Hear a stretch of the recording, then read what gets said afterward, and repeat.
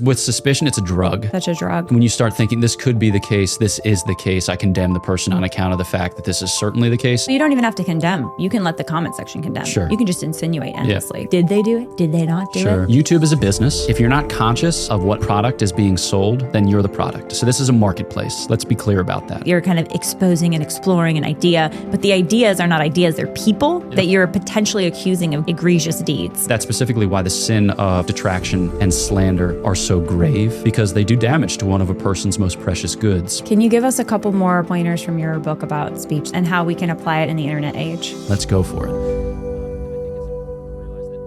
What's our responsibility for how we use our voices, both online and in real life? When should we vocalize criticism that we may have of other people, including other content creators, versus just keeping silent? And would allowing priests to marry solve the Catholic Church's problems? These are some of the questions that we're getting into today with the great Father Gregory Pine, which is our second episode with him. I'm curious to hear all of your thoughts on these topics, especially because this show is built on communication. I talk a lot, including covering topics that are both positive and negative. So leave any feedback down in the comments. I do read all of the comments that you all leave, and I'm so grateful when you take the time to write a comment with your thoughts. Also, I want to ask you to please check to see if you're actually subscribed to this YouTube channel. Many people don't actually hit the subscribe button, and they don't know that there are future episodes coming out. In fact, I think it's over 70% of viewers of this channel are not yet subscribed. So if you're not yet subscribed, please hit that subscribe button and the like button. And if you're on the podcast app listening right now, leave us a review and 5 stars. I also read all of those reviews, and there's some of the kindest words that you have said that have really encouraged me. So leave us that review and hit that 5-star review button. Also, we're growing our Patreon community. Yes, we're doing Patreon. We started out with Patreon and actually love the platform. I feel like it's the easiest to use. If you want to support the mission of this podcast, to help us flourish in this life and the next. And if you want to get ad-free episodes and behind-the-scene content,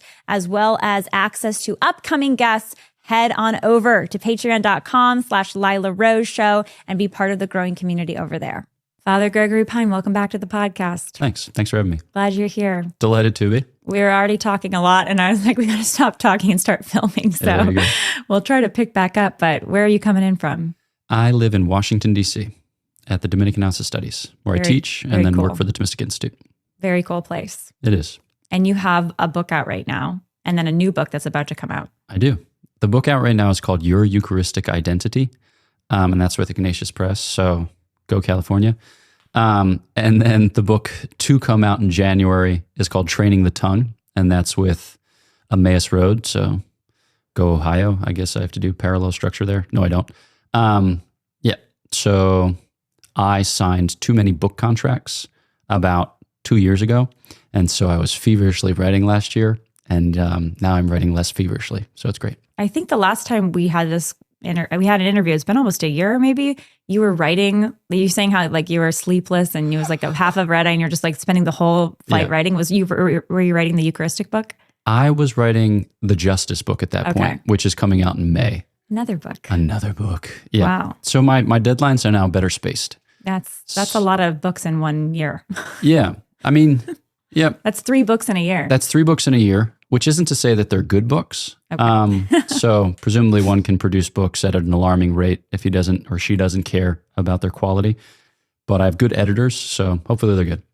I'm excited to get into the book about the tongue because I actually got to look and read. I know that's a draft, so it's not finalized, but there's some really good stuff in there. And I think it's very relevant to everything happening today, both for people's personal lives and what's happening on the internet and in public policy and just the whole world. I think how we talk, how we speak, what we say has such huge influence and impact. One other thing I want to ask you before we get into that is the Jubilee trip, because we were both in Rome for that very unusual thing that the Vatican did to bring out digital influencers. And what did you think of that? I thought it was great, actually. And no one is paying me to say that. In fact, no one's paying me for anything. Yes, so I was planning on going for the Jubilee of Young People because I wanted to be there for the canonization of St. Pier Giorgio Frassati. Of course, they moved that canonization to September out of August. And so I was somewhat disappointed at that. But then we were planning to go with, so Father Patrick Briscoe, Father Joseph Anthony Kress, and I, who contribute to the God's Planning podcast, we're going to go basically like queue up events for pilgrims who would make their own kind of arrangements, travel-wise and lodging-wise, and then just kind of squat up with us throughout the way. But then they announced this thing a couple of months before it took place, and Father Patrick was like, just sign up. I had zero expectations, but I thought it'd be a good opportunity to like chat with people, because I'm always hoping to chat with people. And I was actually really edified. Like I thought the talks were substantive, and I thought that one of the things that they emphasized, or so it struck me, was that our internet apostolate is important. A lot of people are coming to faith through this internet apostolate. And that it's important also that it be ecclesial, and like just simple things like identify yourself to your bishop, not so that he can police you, but so that he can support you because you're undertaking a difficult and worthy work. And I was like, cool. I think like sometimes you just kind of get in the habit of not hiding so much as just operating. But this idea that the work that we undertake on the internet is an ecclesial work, and that it's something that the church's pastors are coming to an appreciation of and want to support. I found that really beautiful. And then just like having the opportunity to chat with a bunch of other people from a bunch of other situations. Yeah. And countries. There are, I don't know, dozens, maybe up to 100 countries. There are so many different countries there and languages. And that was very cool to see. Yeah. And I thought your panel was really beautifully done. Thank you. And I like the panel too on the saints, like people connected with kind of recent servants of God or venerables or blesseds.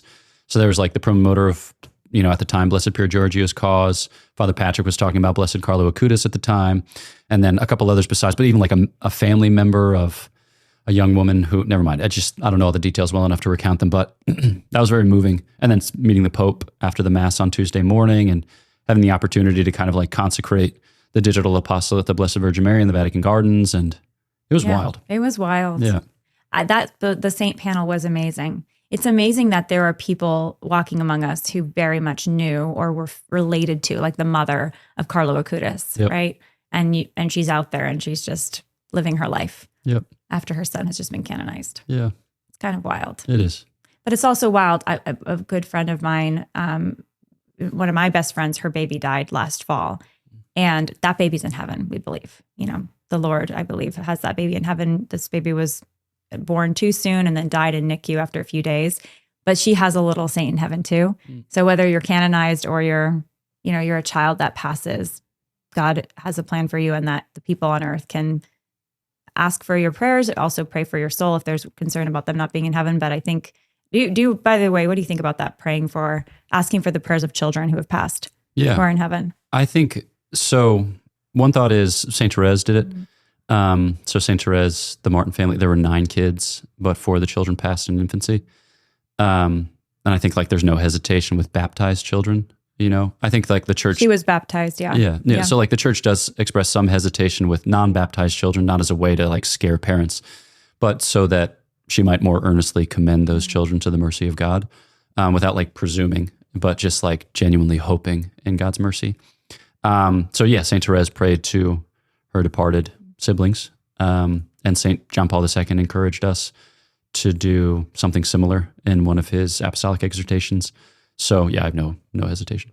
Yeah, there was another family or another friend of mine whose son passed away from cancer recently, and she told me the older brother, he was only 5 years old, and the older brother, 7 or 8, is collecting relics of his little brother, because he believes his brother is going to be a saint one day. Well, his brother is a saint, but maybe recognized as a saint even on this side of heaven, which I thought was so. I mean, it's obviously so heart-wrenching when a child dies, but it was also so beautiful. The faith of his brother and the faith of the family, and how many other people have been strengthened in their faith, looking to heaven, even in the midst of all the tragedy. Yeah, no, for sure. Yeah, I don't want to scandalize anyone, but so my mother passed away 4 years ago, and I pray to her with some frequency, in the sense that like I would ask her help, or I would seek her counsel when she was alive. So I kind of ask her help and seek her counsel now that she's passed. And there's one point at which like I was really badly lost in the wilderness. Well, I knew where I was, but I couldn't get myself out of a situation. And so I prayed to my mom. Physically wilderness. Yeah, I was in Switzerland. So I was assigned in Switzerland for 3 years, and I was hiking in the mountains. And it was this situation where it was super snowy and I was ill prepared. And I basically was going back and forth for like 2 hours in extremis. And By yourself? Yeah. And I prayed to my mom, and then a way forward was provided for me in somewhat extraordinary fashion. So it was cool. That's really beautiful. Yeah. That makes me want to choke up here. It sounds like she was a holy woman. She was a died wild with woman. Faith. Yeah. She believed, she loved, and she showed up, which is all you can really ask of a person. So, but yeah, she's a cool lady. Was she excited when you became a priest?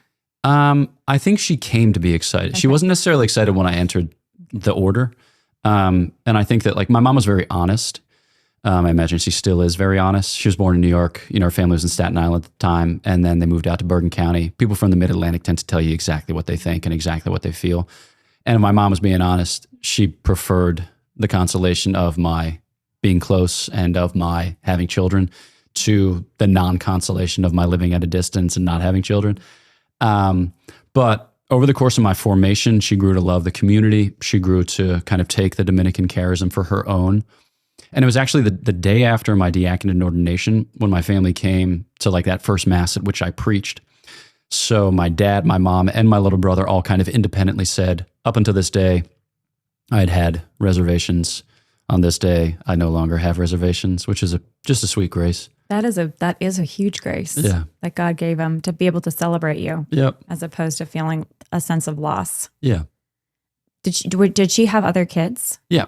So I'm one of 4. I have 2 older sisters and a younger brother. So there was another brother. Yeah. To carry on the family name, as they say. Is he married? He is married, yeah. He has 1 daughter. They're expecting their second next month. And then my sisters are married. They each have 5 kids. So there's lots of people. Well, I think about the Martin family. You mentioned them earlier. Both of the parents are saints, which is so crazy. Yeah. Louis and Zélie, right? And then they have at least 2 of the daughters are saints. Right. And then they didn't have any sons, though, that lived. Some of the sons died, right? So no one carried on the family name is what I'm trying to say. Because the sisters, well, they had their maiden name, and then they ended up becoming nuns. Sure.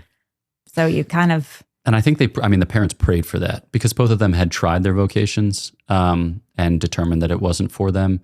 And then when they got married, they prayed that all of their children would be religious. Really? Yeah. I didn't know that. Yeah. Wow. And they got the answer to their prayer. They did indeed. That's wild. Yeah. And what an opposite prayer. I think some parents, they have a lot of hesitation about the idea of their children becoming religious, being consecrated, celibate, not having their own families. Yeah. And I think justly so, because like, again, I think it's appropriate to be honest with what you think and with what you feel. And it is a real loss. A lot of times at religious houses, especially on big occasions like professions, religious superiors will tell the families who are present, like you haven't lost a son or you haven't lost a daughter, you've gained a family. And that's like true in a certain sense, but you also have lost a son. You also have lost a daughter. It's not like they've died, but you no longer have them in the way that you did. You were never going to have them in the way that perhaps you wanted.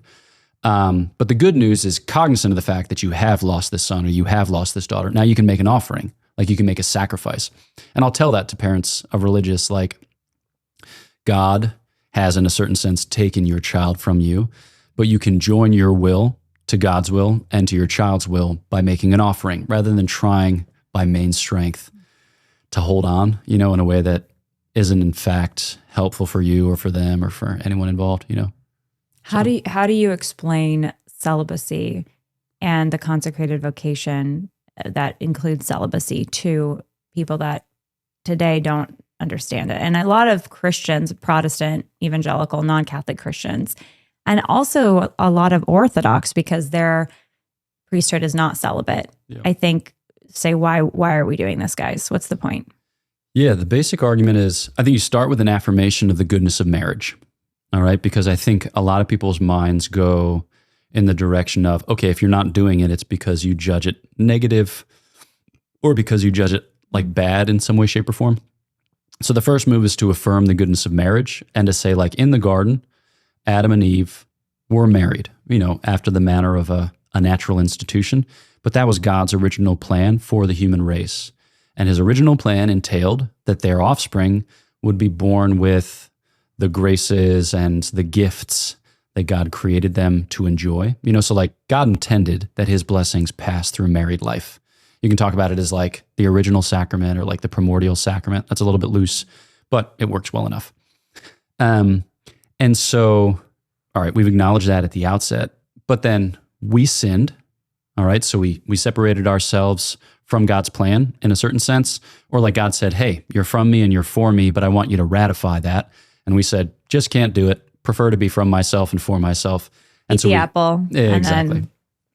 You're donezo. Yeah, exactly. So now it's really like as God trains up his people in righteousness, by the natural law, by the old law, and eventually by the new law given in our Lord Jesus Christ, that he makes his nature known, or he makes his life known, and then he makes our salvation known in due course. And you can think about like the priesthood and religious life as part of that revelation or part of that ongoing gift of his divine life. And so they're supposed to serve a purpose in the life of the church as revealing who God is and what God does. All right. So like, I think at the end of the day, like when you see a priest, you should think like, ooh, God is near. God has taken this man and set him aside so as to draw close to me. Like this is an expression of God's love for me. And the man, for whatever reason, is like dedicated to this work in such potent fashion that he claims his whole life, And like with religious, especially, that God is enough, right? God is more than sufficient, super abundantly so. And that's, there are various good things on offer in the world, like possessions and like marriage and family and like self-determination or self-rule. But when we engage those things or when we lay hold of those things, it demands some of our attention. It demands some of our care and concern. And that might leave us a little less available to follow the Lord wherever he goes or to dedicate ourselves to God with a kind of undivided heart. And so when a person sets aside those things, it's not a negative judgment on them. It's rather a judgment that God wants me for a kind of spousal relationship of a totally uncompromising sort for my sanctification and for the sanctification of the church. So I think the things that you point to is like God wants to draw near to us. He wants to make that known in the life of the church. These things are good, but there are higher things still, and that it's worth living for those regardless of what state of life you embrace. There are criticisms, which I think this will be easy for you to respond to, but I want to bring it up because I'm imagining somebody listening might be thinking this, and how do I respond to this? There are criticisms of celibacy saying that it's unnatural for men or women to be in a celibate state indefinitely throughout adulthood and maturity, and that it actually is the consequence of forced celibacy on the priesthood are aberrations or disorders that come from, maybe sexual repression, like the abuse scandals that happened, especially in the 90s and 80s. But there's still abuse that happens in the church today. I have many thoughts. So I think that regardless of the state of life that one chooses, you have to cultivate the virtue of chastity, right? Like you have to, and chastity always involves an apprenticeship and self-mastery, says the Catechism, because in order for your love to be free, you need to have some modicum or some manner of self-possession. So like, for instance, you can imagine a man who lacks chastity, who gets married, and then who uses his wife for his own sexual gratification without any real sensitivity to her kind of state of mind or state of body, without any real sensitivity to her good. And it might be the type of thing where this actually, can prevent him from growing up because he has access and because she is different in this regard. So like, obviously there's a kind of long conversation there about marriage as kind of ordered to the cooling of concupiscence in the biblical idiom, or like the rendering of the marriage debt, so like we want to have adequate space in our argument to allow for that traditional explanation. But we also want to say like a man needs to grow in chastity. And if he defers that growth in chastity indefinitely, then he'll hurt those whom he professes to love. So like, regardless of whether he's married or single and not settled in state, or single and settled in state, whether as a religious or as a priest or as both, a man needs to cultivate chastity. And I think in every life, there are lower goods and there are higher goods. And the question is whether or not you can accommodate all of these different goods on offer in your one life. And I think everyone discovers that he can't, in the sense that like, I'm never going to be a professional basketball player and an astronaut and a concert pianist in the same life. It's just, I don't have sufficient time. I don't have the talent for any of those things, but like, I don't have sufficient time to develop those skills. So a human life, as a life in the body, limited in many senses, is always going to have to take its choice. And the basic idea of a celibate vocation is that our love of God has pride of place. And it's such that when we choose it, it will entail setting aside certain lower goods. And not all persons are called to set aside possessions, or marriage and family, or like self-determination wholly and entirely, but certain persons are. And that's a beautiful testimony, but it's also like a witness for people in other states. And so I think that like there is a certain unnaturality to it. So we can concede that at the outset, but it's not an unnaturality which is a sinful or vicious unnaturality, because what you're embracing is a supernaturality which corresponds yet more deeply with the longings of the human heart and with the fulfillment of human purpose. And that has a way of kind of situating those lower desires. And you can use the psychological language like of sublimating those lower desires so that they can be called up into a higher pursuit. But do you think that it's not so much that you are required to have superpowers of chastity as a priest versus, a lay person who gets married doesn't have to have the same superpower of chastity? I think that's sometimes seen as a framing where, well, you have special superpower for this vocation. And I look at that and I say, well, even in a marriage, there is different kinds of, you could call them, if you want to say that being celibate or abstinent is a superpower of chastity, sure. I made up that phrase just now, but everybody, including in a marriage, needs to have basically dominion over their impulses. Yep.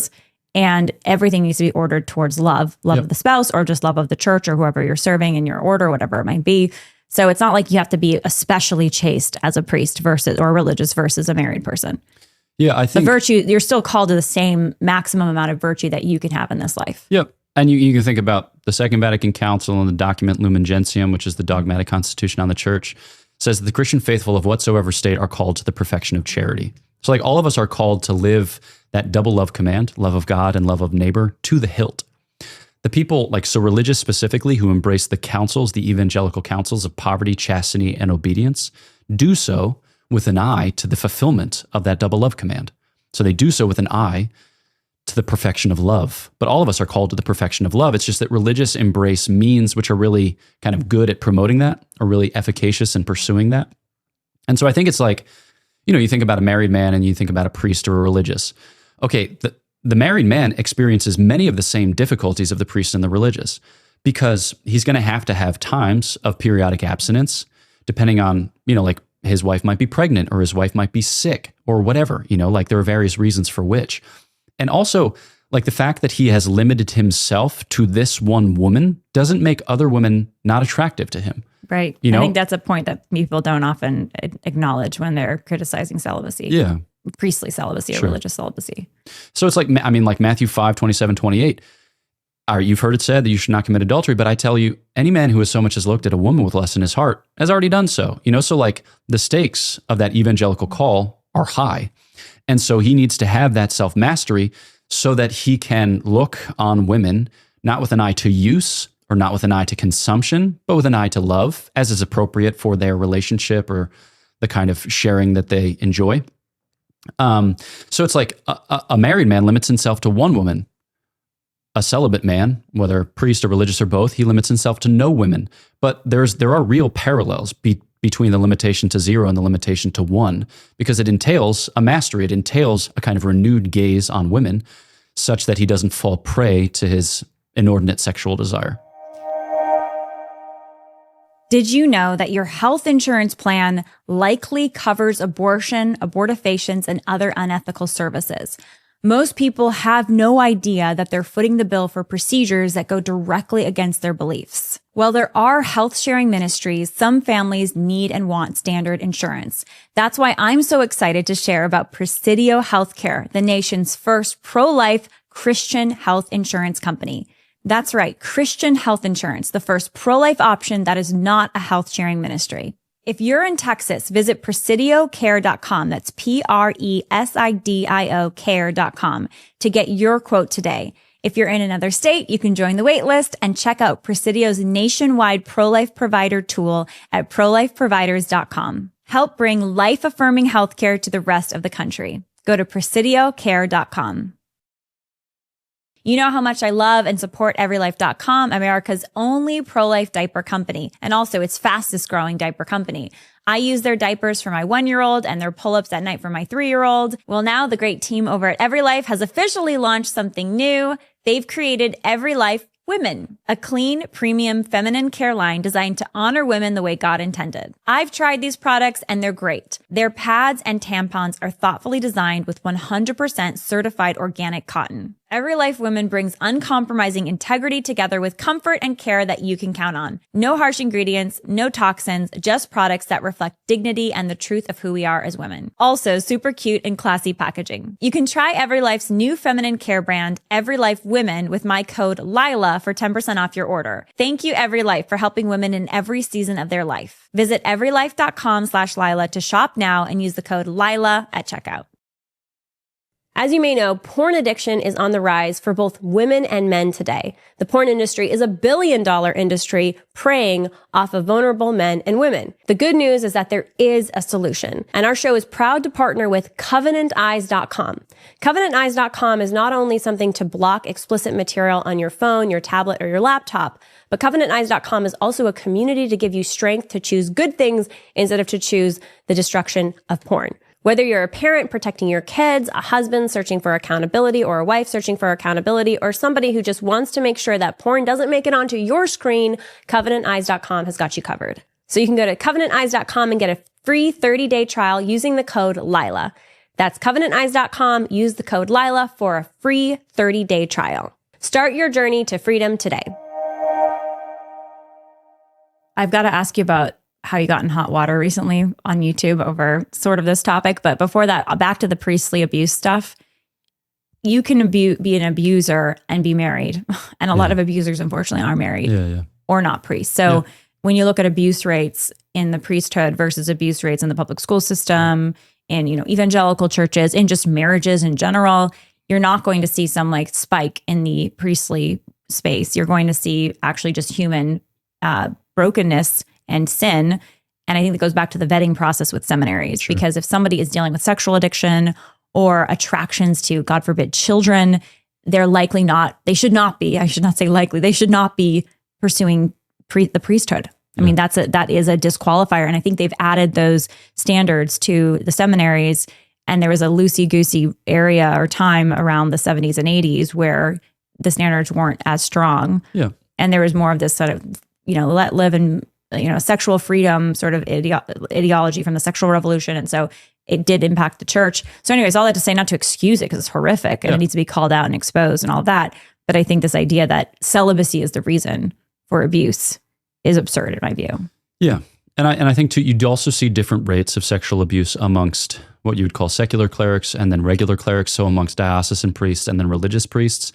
And the rate tends to be lower amongst religious priests. Interesting. I think part of that is because of accountability, because of like the living situation and the shared life in general. But I also think that like the evangelical councils are meant as a kind of help to live a life of perfection. So like a lot of diocesan priests live a kind of poverty in fact. They live celibacy, obviously they're committed to that. And they live a kind of obedience towards the diocesan bishop. It doesn't necessarily govern the specific circumstances of their life in the same way as in the case of religious priests. But with religious life, there are real helps to living these things out. So if you just place demands on people without giving them assistance in fulfilling those demands, that would be oppressive or burdensome. But the idea is that, okay, the call is to evangelical perfection. It's to a spousal relationship with our Lord Jesus Christ. We propose the evangelical councils because they help us to get there. And then we do so within the setting of the Christian community, and a religious community is just a kind of concentration of the Christian community, because that's where this is meant to unfold, because we're social animals, we're political animals, and we only can attain to our full kind of health, happiness, holiness within that communal setting. Some people master the communal setting and they move on to the life of a hermit, but that's the basic idea. So yeah, I think you're right. But are you saying the diocesan model, and maybe explain to the distinctions between the religious community model and the diocesan model, is not designed for the perfection of the person because they don't have that same intense formation and community elements? Yeah. Oh, really? So like the church teaches traditionally that religious life is a state of, this isn't self-congratulatory, but religious life is a state of perfection. And the reason for which it's referred to as a state of perfection is because with these evangelical counsels, so poverty, chastity, and obedience, which one embraces not just in spirit, but in fact, you have perfect means to perfection. All right, so that's the basic idea. Whereas on the diocesan model, you don't necessarily, at least not in the same way. So you don't typically refer to the priesthood as a state of perfection in the church's tradition because it doesn't vow poverty, chastity, and obedience in fact. So like priests can accumulate possessions. Obviously, they're celibate, all right? And then they don't live obedience in the same kind of fine-grained nitty-gritty way. Is this why the church, though, used to permit priests to marry? I mean, like, so celibacy for the diocesan clergy, that's a matter of discipline. It's not so much a matter of doctrine. It's not something which pertains to our dogmatic tradition in the way that the Trinity does or the Incarnation does. Which is why we've had married priests. And you can become, if you're an Anglican and you're married and you convert, you can still be a priest. Exactly. Because apostolic succession isn't broken with the Anglican Church. That's so interesting. So do you think that we should allow more diocesan priests to marry? I don't think so. No. Okay. Yeah. I think that like the types of conversations that many have in the Catholic Church, like should we allow priests to marry? The exact opposite kind of conversations are happening in Eastern Catholicism and in Orthodoxy. This was a mistake to let these guys marry. Well, not that I don't know if they would say it was a mistake but clearly there are problems attendant upon a married clergy, and it's not clear that this is the solution. Yeah. You know, it's a tough job. It's just it's just tough. I just think wherever you see human beings, you will witness some percentage of failure or some bit of failure. And I think that we're foolish to think that we can solve all the problems. We can't solve all the problems. We are a race laboring under the effects of original sin. Everything that we touch, we tend to ruin. I mean, we can make it beautiful for a time, but most human institutions fail. And I suspect that all human institutions will fail except for the universal church at some point. It is crazy that the universal church is the oldest institution and the longest ongoing institution in human history. 2,000 years old now. So it's wild. Yeah, I just think that when we begin to act as if we were kind of technicians of reality that can pull the levers and push the buttons and fix all of the problems, we're out of our depth. We're not. We are agents of God's providence, and we seek to dispose ourselves well to his workings. But we can only do what we can do, and that's limited, just decidedly limited. And by the way, I do not think that diocesan priests should marry. I'm just curious, based on the line of thought that you were expounding, where you were going, if that could be a conclusion. And I know some people do reach that conclusion. They do. And it's because of their own, and obviously in the Orthodox Church, they have marriage. The priesthood has marriage. Although, so the religious and the Orthodox tradition do not have marriage. No, and bishops don't either. Yeah. Okay, you can't be a bishop because of the division of attention, basically. Yeah, is the idea behind that. Yeah. But it's just like kind of an ancient understanding as to life proper to the bishop. I mean, it's in the Bible, too, like this idea, you call Peter to be an apostle and he leaves behind his wife. Was the wife dead, do you think, or was she alive? I don't know. I mean, like you see her healed in Matthew 8 or 9. So after Peter's call, she's still Wasn't that like the mother-in-law? You're right. Yep. Sorry. Yeah, so I don't know. Short answer is I don't know, but I think she was dead. But although there's a church tradition that she was crucified next to him. Fascinating. Have you heard that? No. You haven't about Peter's wife being crucified next to him? It's impossible that I know something you don't know. No, that's crazy. I always thought that didn't make sense, though. Yeah, I always thought that's not real.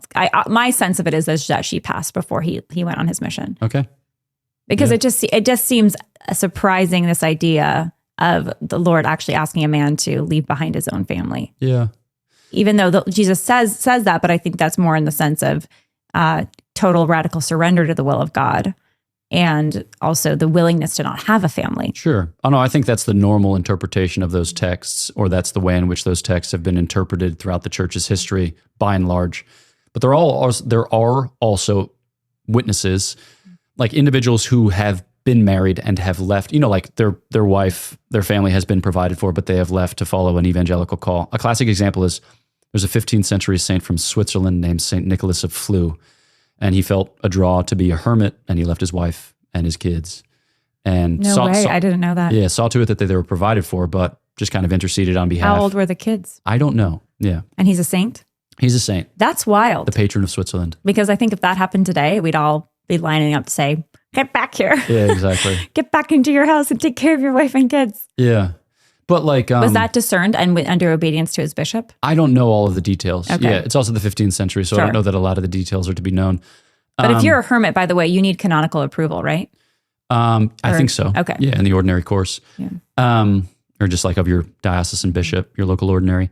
But I also think like, I'm thinking of Fathers Rapisarda. There's my sister went to school with a woman named Joanna Rapisarda. She's probably married and she probably has another last name. But her mother passed. And when her mother passed, her father had been a permanent deacon, I guess, for some number of years. And then he expressed his intention, or maybe the diocesan bishop asked him if he had the desire to be ordained a priest. And so he proceeded with his studies and was ordained a priest. So he had grown kids at that point, one of whom was already a priest of the diocese or archdiocese. And so he moved kind of on to that stage of his life, which is wild, maybe in his 60s. So you see, like, especially if your children are provided for, it can make sense to leave them, because they see to themselves at that point. But it is wild to think that certain people did live. Oh, well, and she couldn't remarry. That was a valid marriage that they had, and she was still married to him, right? She couldn't remarry. St. Peter. I imagine so. St. Nicholas of Flue. St. Nicholas, excuse me, from the 15th century. Yeah. Yeah, that's what we had this guy on the show recently, this gentleman on the show named Dano McCullum. Okay. And he was talking about, we actually just put the episode out today. We're filming this on Friday. It's releasing right now. He was talking about supernatural works that are happening today throughout this history of the church. And then obviously in the early church, there was, the casting out of demons and miraculous healings and people resurrected from the dead. And in the lives of the saints like St. Francis of Xavier resurrected, and it's part of the church's record. He actually resurrected multiple people, including one that had been buried and was decomposing. And he had them lift him out of the dirt, cut open the shroud, and in front of everybody, he resurrected them for the sake of their faith. Dang. And this is part of the church's record. And they have actually, the church took testimony from a man who himself was resurrected by Xavier. So he was dead and then was alive, and then other people who were witnesses. So anyways, you read stuff like that, and you think, okay, is that only supposed to happen 500 years ago, 2,000 years ago? No, of course, it may be the Spirit is at work as much today as ever.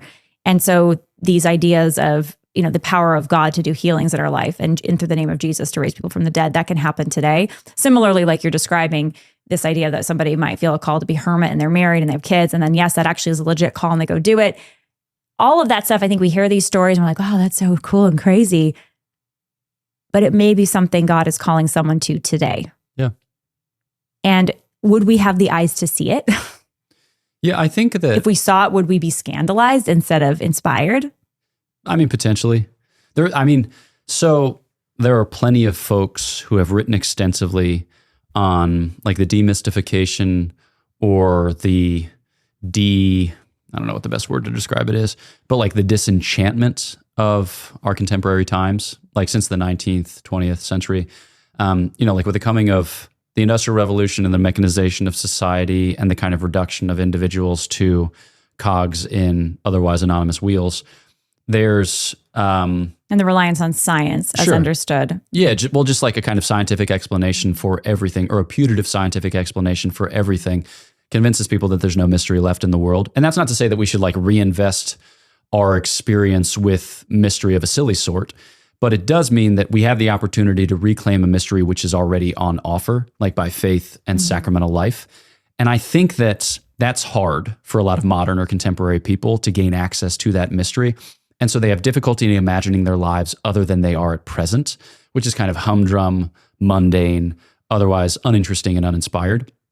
And so I think that I liken it to like when you furnish a space, you kind of just get used to the arrangement of the furniture. And then you go to like a friend's house and you see a similar space furnished differently. And you think like, wow, that's great. Like maybe I could do that with my space. But sometimes it takes that kind of shocking or astonishing encounter. And I think that as people hear more of these stories, as they are implicated in more of these works, they can imagine them for themselves and begin to pray with a type of faith which move mountains. But I think a lot of people are kind of content with or even resigned to an otherwise boring experience of life. But I think that it's still going on. That is so well said. Very, very eloquently said, Father Pine. And it's so true. Because if you don't encounter it yourself, then it is very hard to imagine it. And it takes special, I think, grace or strength to try to imagine it, especially when you're living the humdrum life like you're describing, and not in a pejorative way, because there's goodness, obviously, in the very ordinary life. Yeah. There's so much goodness. God is found in everything, right? So it's not like God's not there. God is everywhere. But I do think we are supposed to see more miracles, more healings, people risen from the dead here in America in 2025. But if no one is asking for it, if no one's praying for it, if no one's believing for it, then the Lord is very respectful of our freedom. He's not going to like knock you on the side of the head, like raise this person from the dead, Father Pine. Like, maybe he could do that, but he's more looking for the spirit that's already disposed to hearing this from him because he's so respectful of our freedom. Yeah. But what a loss, right? Yeah. So next time you're on the show, you'll have raised someone from the dead through the power of Jesus, of course. One never knows. I think about it. Okay. So like I have a handful of unrelated thoughts, but I'll discipline them and speak quickly. Or briefly, but I think that part of what's at stake is that we don't want to overpromise because we fear that people will be disappointed, yes, and that they'll distance themselves from the faith. So we want to kind of be sober in what we promise. And I think that so envision this when it comes to the life of prayer, for instance. I think it's important that when we approach the Lord with prayers of petition, that we approach the Lord not so much to use him as to enjoy him, to worship him.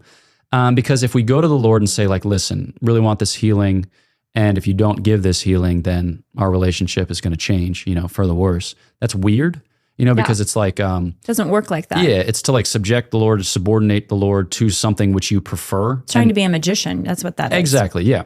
And so I think that it's hard to hold together. One, Jesus is enough. And two, he wants to heal you, or he may want to heal you, and you can ask for that without imperiling this first thing.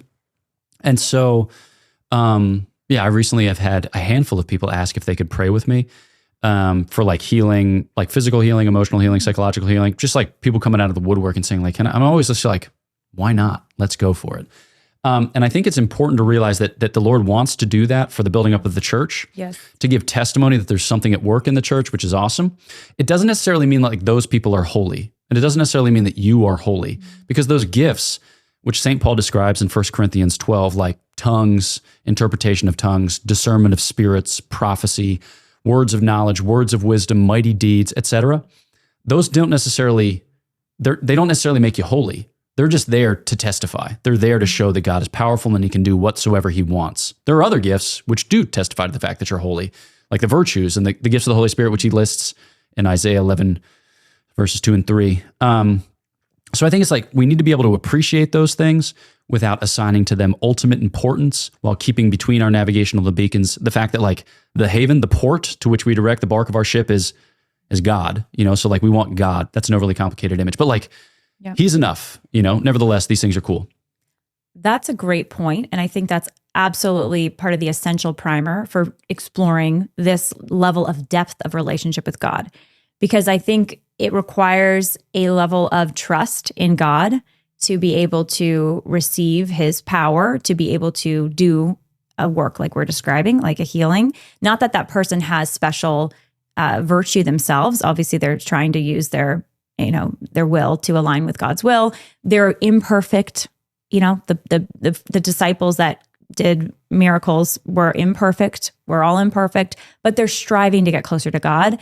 So in that sense, I think to your point about, we don't want to let people down and we don't want to mislead people. We don't want to confuse people. That is all true, but that's also kind of playing it safe, right? Yeah. Because we want to just not create issues. But the life of faith, as we are called to live it, is one of great risk. Literally step out on the water and follow me. Yep. And God will still be merciful with us. He's always merciful, even when we fail to take great acts of faith or make great acts of faith or make great acts of hope. Yep. But he wants us to make them. Yep. And we will fail and we will get scared and we will mess up. And sometimes God won't give the healing because there's something else mystically going on that we can't discern. And that's part of the mystery of God, because God is not to be fathomed. He's unfathomless. He's great beyond our understanding. But we're still supposed to try. And so I was talking about this with a friend recently, and a friend of mine, their son died of cancer, and just devastating, right? I mean, the most devastating thing for having a very young child die of such a brutal disease, and everyone's devastated.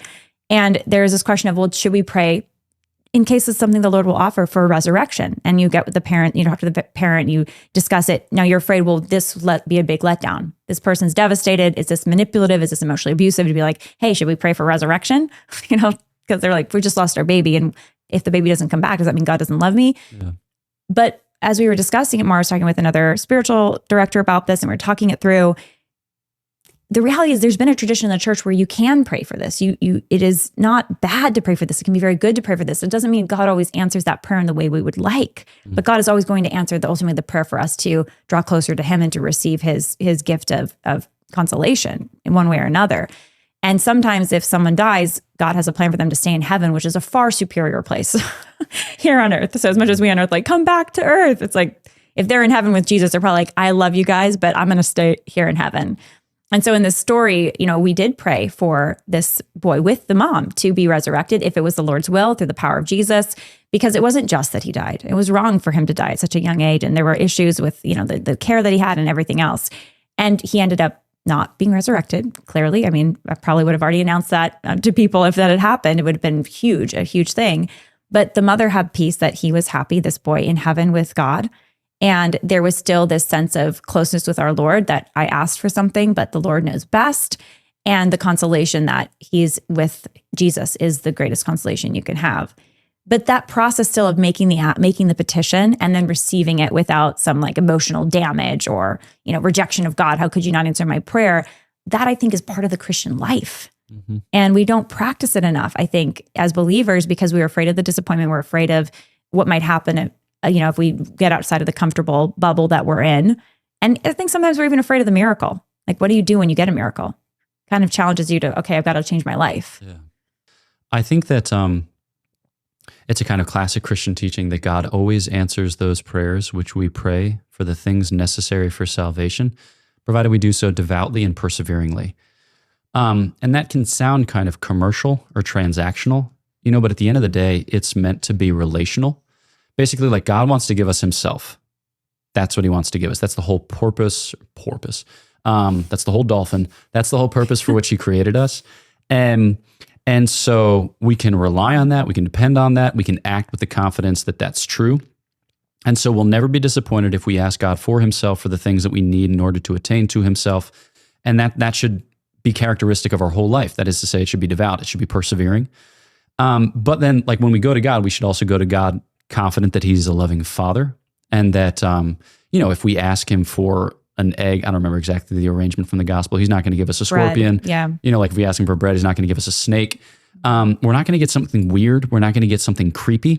I think sometimes in our prayer and our discernment, we treat God as if he were withholding our good life from us so that we could struggle and strive and kind of like rootle around in the muck and the mire. The suffering is going to purify us, and then we get the good thing. Like the pot is at the end of the rainbow after we suffer enough. Exactly. Right. When I just don't think that's the case. I think the Lord is making himself known. He's making himself available in a way that's organically human, because he wants to save us as human. And so we can ask for these things as you might ask your father for any number of things. And that's educative. Like, that helps us to mature. It's part of voicing our actual desire. Like, I think it's super important in prayer to be curious, like, with what you're actually experiencing, and then honest with what you actually find. Like, for instance, if you're in an interpersonal conflict and you find yourself thinking like, I kind of hate this person, that's good to know. That's helpful data. Because I don't think to acknowledge it to yourself. Yeah, exactly. I just don't think that being charitable is convincing yourself that everyone's lovable. That's not charity. That's mind games. I think being charitable means recognizing that you kind of hate this person, and then recognizing subsequently that that's not a state of soul that you want to cultivate for an extended period of time, and then asking God for the grace to heal, to forgive, to love, to do what you need to do. But it starts with being genuinely curious, because if you think to yourself, there are certain things that are off the table, there are certain things that I oughtn't to experience or that I can't admit to in public, then like it gets weird. So I think that like in our prayer, if we have this kind of curiosity, if we have this kind of honesty, that we come before the Lord and know that we won't be disappointed in the ultimate sense, but that we might not get back the things which at present we want to get back. And it's not because he's creepy, it's because there's something going on bigger than what we are currently aware of. Like, he's not playing our game. We're playing his game, and we don't yet know the rules of it, but we need to be docile and open to learning those rules. That's somewhat jumbled, but okay. No, it's good. I like that. He's not playing our game. We're playing his game. Yeah. And we don't always know. Like one of the best things one of my spiritual directors told me was, your life is an arc. You're on this journey. It's like there's an arc, and you take a next step, and you can't see around the corner, so you don't know where you're going. But you have to trust him for the next right step. So take the next right step. For me, that was extremely profound. When I heard, I was like, yes, thank you, Father. But I think about that a lot. Yep. I think about that a lot because we don't know 10 steps ahead. We want to know 10 steps ahead. We think that the next step should be X, Y, or Z. We might even pray for certain things to give us the power to take the X step instead of the Y step. But ultimately, we do the best with what we have. Pray big, take the next step, the next right step within the moral order as best we know with our wisdom and our prudence and everything else. That's life. Yep. And I think that's part of what it means. Like, I think human beings are made for great things in the sense that we have a noble nature, and God has made us capable of a noble work, and he wants us to achieve a noble holiness. So like, get about the business of nobility. And if we retreat from that nobility, we end up, kind of like ill-formed or half-matured, stunted in our growth. And so I think like part of, you got to take risks. Every entrepreneur will tell you that this successful business was just the 10th attempt, and there are 9 unsuccessful businesses in the past. So I think it's like those people, I mean, those entrepreneurs tend to do best who are like raging egomaniacs, who are just undeterred by failure, so hopefully we fall on the latter. Right. They're radical optimists too. Like they're like, it's going to work out one way or another. They're just going to keep trying and run through the wall. But I think we're all called to that level of courage. I mean, I would call it the certainly a virtue of fortitude, and then a virtue of hope as well. Yep. Those combined can be a crazy combination if you're really running with that. And you don't have to be some crazy egomaniac or to be like, well, I'm an entrepreneur. And then the other person's like, well, I'm more of a like, do my homework first. And it's like, actually, everybody is called to take risks in the spiritual life. Yep. And I'd add too, like the virtue of magnanimity, because it's like, get after it. Get after it. And it's not for your sake, although it is going to be for your sake. It's going to help you be who you're called to be, but it's for other people. Yep. Okay. I want to get into the YouTube controversy you found yourself in recently. It's funny because I was in a recent YouTube controversy around similar matters. Okay. NFP, marriage, celibacy. Sure. You made a video you were sharing with me about Thomas Aquinas' teachings on marriage. Yep. And you got blowback from people on opposite sides of extremes. Yeah. Were they both within the Catholic world, by the way? Yeah. Okay. Yep. You want to share with us about that? Sure. Yeah, and I just say at the outset too, there like probably ways in which I formulated my argument which weren't great. So this isn't to say like I can do no wrong and everyone else is stupid. You're pretty articulate though, Father Pine. So if you can't do it, I'm a little worried about my odds and anybody else's. So So basically the church teaches that there are, as it were, 2 ends of marriage. The first, the procreation and education of children. The second, the mutual support of the spouses. People with some philosophical sensitivity will know that when we speak of 2 ends, it's somewhat confusing because for coherent activity, you would typically need to pursue one end.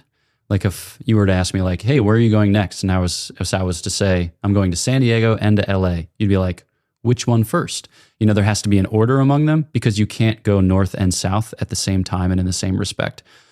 So in the video, I just kind of described what procreation and education of children means. So it's not just mere baby making, it's saint making. So St. Thomas makes the argument, obviously marriage is the setting in which to have children. The species ought to be propagated, and these children ought to have a fighting chance of maturing, attaining to their fullness. And they do best in the home with both biological mother and father present. And so the church is rather jealous about the sacrament of marriage and rather jealous about sexual intercourse being reserved for the sacrament of marriage to this end. So it's like, it's a very humane task, procreation and education of children, not just baby making, saint making, right? It's a humane task because it means educating these children in human life and divine life. Okay, so that'd be the first. Second, mutual support of the spouses. And in this, you sometimes get lumped that argument about the cooling of concupiscence. Basically, a man and a woman ought to build each other up in the context of marriage. Marriage is sometimes referred to in the tradition as greatest friendship. And it's a comprehensive sharing of life, so like it's a physical sharing, it's an emotional sharing, a psychological sharing, a spiritual sharing, and a man and a woman ought to be able to give each other in a kind of surrender, a mutual subordination as Ephesians 5:21 speaks about it, but a subordination which is differentiated, so one can't be subordinate to another in the same way and in the same respect. So there's a kind of differentiation between man and woman in the sacrament of marriage. Meaning the man being the head. Exactly. Yes. Yep. Yeah. And so then I was saying, like, how do we coordinate these? Well, procreation and education of children is primary, and then mutual support of the spouses is secondary. That's how St. Thomas describes them. The church kind of retreats from that language in the 20th century to a certain extent. At least it doesn't appear with the same frequency, because they're sensitive to some of the arguments of the personalists. John Paul II is indebted to the personalists. And so sometimes they'll just speak about them as two ends. What's an example of that, by the way? They're sensitive to the arguments of the personalists. So the personalists are worried the procreation and education of children sounds like something that any animal can do, that it's just, you find that in the animal kingdom. And so what I insist on is that procreation and education isn't just baby making, it's saint making. So I just I pull out from it. Bolster it back up. Yeah, exactly. So it's just to be sensitive to their remarks while still having that subordination or that hierarchy.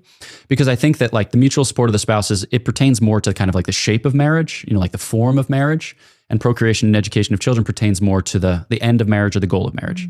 Overly long explanation. But there are people who were really upset that I enunciated them as primary and secondary, because, like, the catechism, it doesn't like tip its hat or show its hand, like which one it prefers, but it does lead with, it seems, mutual support of the spouses. And then others were super upset because, like, when I talked about procreation and education of children, I said that doesn't mean that every act of sexual intercourse between a man and a woman needs to be procreative. Nature doesn't intend that, like a woman has unfertile periods or infertile periods. And also, like, basically the church's teaching, Humanae Vitae and beyond, is that each act needs to be open to life in the sense of procreative in type. Okay, so, like, you need to be kind of playing by the rules rather than inventing the rules or kind of imposing rules foreign to the nature of married love. But I was admitting the fact that for good reason, a man and a woman might use infertile periods to, like, cool concupiscence, mutual support of the spouses. And the idea being they're performing an act that's procreative in type while not itself procreative, ... Okay, so, like, people came at me from the why would you say primary and secondary, and then people came at me from the why would you admit the possibility of NFP? And I realized there are people kind of like on the internet and beyond who think that the church's teaching about NFP is poorly formulated, or even the admission of NFP always entails a contraceptive mentality. And maybe that's like a conversation for another day. But, like, I wasn't really attuned to the conversation that was going on because I don't typically read the comments. You're not even on social media, yeah, exactly. Which is so funny. So when you're, like, podcasting and YouTubing, yeah, but you don't have your own. I don't have my own accounts at all. So at one point, like, I made this video for the Thomistic Institute, and the Thomistic Institute folks with whom I work were like, yeah, this video is done well. And usually when something does well, it's because it's controversial, so God bless the algorithm. I didn't think it was that controversial. I was like, doop. Well, that's funny because especially the way you're describing it. So in such a balanced way with no sort of, like, edgy hooks. Yeah, I didn't think it was that edgy either. But yeah, so some people responded. And then, like, one of the response videos was, like, pretty savage. And, like, the thumbnail was like somewhat personal crass. against you. I didn't watch it or listen to it, but just, like, the thumbnail, it seemed like the argument of the thumbnail Cut was Father Pine down. Yeah, not me in particular. I mean, like, Okay. I was the one that was speaking, but it was just like, it said, instead of saying Aquinas 101, it said Homo 101, which I was just like, wow, savage. Homo. So the idea being that if you admit the possibility of NFP, then you admit the possibility of non-procreative sexual activity, and then you admit the possibility of same-sex unions. I'm guessing that was what's going on in the video. I didn't listen to it or watch it. So this person, are they then theoretically against when a woman has gone through menopause, she can no longer be intimate with her husband? I don't know. I don't know the whole argument. The argument I don't want to, like, mischaracterize it or sure. Speak about it. Logically, that would have to be where their argument goes. Yeah. Well, yeah. I don't know. Yeah, I just don't know. Okay. My suspicion is that the concern is more so with when a woman is fertile, intentionally avoiding. Yeah, exactly. During that basically can't be done without a contraceptive mentality. I see. That when the church says NFP can be deployed for grave reasons, it means the very gravest of reasons. Got it. And, like, this idea of, like, emotional and psychological health probably don't feature into that account. What's your take on that? I think that it does. I think that emotional and psychological health does feature into that account. Because I've just been in contact with families, especially, like, new in God Catholic schools. Folks tend to get married young. Folks tend to start having children at, like, a decent clip. And then typically by, like, age 27 and the fifth child, you'll see couples and especially mothers in a state of breakdown. So I think that there are various factors which are important to these types of decisions, like what type of support do they have? Do they live close to their family? Is it the type of thing where, I always think that you have a way to space births, and that way is abstinence. But it's a longer conversation, but I don't want to go over the church's teaching in a way that's somewhat roughshod and would give rise to kind of further I don't know what it is, but, or I don't know exactly what I want in life, but, I was surprised. Mm-hmm. Yeah. I suppose I was surprised. And, I think that on the internet, there's a kind of, there can be a tendency to say things which are outrageous or inflammatory or just based as a way by which to show your credentials and also to boost your statistics, which I do think can be, and I'm not accusing this individual of doing that in particular. I just don't know him and I don't know his heart. But I think that is often enough present on the internet in a way that can actually be unhelpful to the discourse. So, yeah. Yes, I think that's true. And I think this is a great leadway into the book that you just finished writing, but is in edits, I suppose, and then going to be published in February, I think you said, which is the use of the tongue, both in discourse, both for, seeking what is true, speaking what is true, building others up. You had different categories for how we are to use speech. Yeah. And I do want to get back into the kind of creator space, because I have seen, we were talking about this before we started the cameras rolling, I should say, but I have seen in the online media space a lot of critique back and forth between creators. And this is including among Catholics and Christians, especially. And there is this tendency to, I've noticed, because it's happened to me, and sounds like it happened to you recently, where instead of people taking what my position was, right, as I saw it and as I thought I communicated it, they take a variation of it and then they build a basically video or whatever. Yeah. Usually it's a video response against it that is usually very uncharitable in tone. It is very harsh often. It includes mocking or jeering typically. I think these are entertaining methods for certain audiences on the internet because it's kind of fun to watch a takedown. Yeah. And like in full disclosure, I've done all these debates myself and people are like, Lila Rose is taking them down. I try to always do it with true respect for the person that I'm countering. And if I've ever messed up, which I'm sure I will and have, people should feel free to correct me on it. But my goal is to always treat somebody like the eternal soul that they are and the person made in God's image that they are. But have you noticed this trend on the internet? Yeah. Oh, undoubtedly. Yeah, even though you're not even here, like on your burner account, Father Christmas tree, and like, yeah, exactly. Yeah. So you see it. I do, and it's and it's not just a couple randos. It's a lot of a lot of people. Unfortunately, are engaging in this, and I can understand why, because it ultimately is entertaining. Yep, it draws people in and keeps them there. Yeah, we love entertainment. In the sense that like we used to make art, now we're more so in the business of entertainment. We're kind of lapsing in the direction of distraction and even onto addiction.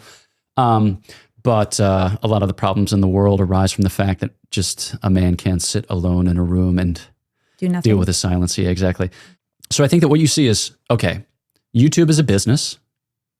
All right. If you're not conscious of what product is being sold, then you're the product. Okay. So this is a marketplace. Let's be clear about that. It's a marketplace that people can use for formative purposes, but it's a marketplace. And on account of that fact, we're always going to have to be eminently conscious about how the market forms us. All right. We either play into that, all right, or we're taken advantage of by that or whatever. And so given the way in which it's coded or the way in which the algorithm works, they're going to promote those things which lead to greater and greater consumption. And it strikes me that, like your stick rate, or I should say your bounce rate, but like the stickiness of a site is probably directly proportionate to the emotional and psychological investment that you can elicit from a viewer or from a listener. And are you guys invested? Yeah, exactly. Stay with us. Yeah. It's really important what Father Pine's going to say. But there are certain emotions which tend to produce that stickiness. Sorry if that was creepy. People are like, Lila's never done that before. There are certain emotions which produce that stickiness at a greater rate. And I'm suspecting it's like, I haven't done this research. This is me just kind of shooting from the hip, like outrage. So like indignation, takedowns, epic takedowns. Yeah, like and like a sense of superiority. I think the one that I'm seeing the most right now is insinuations. Okay. Because they're like, did they do it? Did they not do it? da da da da da da, and it's like you're kind of exposing and exploring an idea, but the ideas are not ideas; they're people that you're potentially accusing of egregious deeds. Yep. Yeah, and I think so. Like, I think that maybe some of this is driven by Gen Z. Gen Z just wants the real stuff, in the sense that like Gen Z is beginning to look more on millennials as if they were boomers. In the sense that like when you give a subtle or a nuanced or a refined take, it's kind of like, okay, really? You think that's, so there's a certain sense in which, like the kind of boomer tendency, like let's all just be friends about this, is seen as so cringe and passe that we need to move beyond it and get to the real stuff. But insofar as millennials now, to a certain extent, have some of those same characteristics, although in a new register, I think Gen Z is increasingly done with millennials. Why do you think that is, by the way? Do you think that's because they're being trained by the algorithm to want red hot, ice cold? Yeah, you're right. I'm wrong. Like, I think I'm very sympathetic to Gen Z and a lot of its orientation at present, because I think that they're open to things in a way in which our generation isn't necessarily open to things. But I think that they've just been trained to distrust authority. Their families have failed them. The society has failed them. Many of their churches have failed them. And so they're looking for ways in which to engage with real life. They've found means to do so. They're often kind of like tribal means, in the sense that like they'll read a newspaper article. I mean, like nobody reads a newspaper, but like they'll see an article online, they'll read the headline, they'll basically just skip the text because it's all just advertising. Depending on what outlet releases it, it's just all advertising. They'll hop into the comm box, they'll recognize voices like their own, and then they'll squat up, because that's the way in which to adjudicate an otherwise non-adjudicable claim. And so like there's a kind of increasing sense of solidarity. And if you're like not with them in a certain sense, it's unclear what you're doing. Like you've sold out to the corporate man, you're just here for the profits. This is insincere, this is silly, whatever. Well, and then you can get some crazy race-based stuff going on, or ethnic-based stuff going on, where it's like an ethnic group that's out to get you. Yeah. Or it's a political group that is out to get you, is typically what's used. Yeah. Yeah. No, I mean, there are many things present therein, but like this is part of the reason for which so many especially Gen Z males on the internet would identify as based in some way, shape, or form, because it's just like they've gotten to the heart of the matter, right? Like gotten to the root of things, and they've done away with a lot of this kind of drossy, cutesy, otherwise unserious discourse. And so I think that like reaction videos have a way of consolidating your base. They help your team to kind of squad up. And you can do so largely on the power of a negative association. So you can define yourself by contrariety. You can say like, look at these fools. We're not these fools. It's not necessarily content rich, right? But it does have a real appeal. It does have a real power. And so I think that like as a content creator, there's money to be made. There are followers to be gained. You can appeal to them emotionally and psychologically in a way that's charged. And you can do so with a lot of low hanging fruit if you just have someone who can curate the internet experience for you and tell you what to respond to with whatever frequency. But it doesn't favor nuance. It doesn't favor subtlety. And I do think that it tends to be like dissociative. It tends to push people apart. Because a lot of these kind of false accords of an old generation are the types of things which don't sell, and this whole like, let's sit around and hold hands and sing Kumbaya. It's just okay, boomer, it's just totally cringe. So I think that like there is a responsibility on the part of Christians, or on the part of like God-fearing people of whatever sort, to do their best to understand the arguments of others and respond to them charitably, but to do so in a way that's like, you might just go to them individually and say, I don't think that was right. You might go to them with another friend and say, I don't think that was right, before you would like denounce them before God and man on the internet. But that's never going to generate a lot of views. And this isn't an apology for like why I produce content that no one gives a rip about because it's boring. Maybe it is. Who knows? Whatever. But like, your content's not boring. Yeah, I just think that no, it's not. People love your content. That's generous. But yeah, But I see what you're saying, because it's not like, I think the things that go viral today are either if they think you made a mistake, which is your recent video, right? Yeah. Or, you didn't make a mistake. Everything you said was true, or some of these more conspiracy driven agendas, content or attack pieces, etc. Yeah.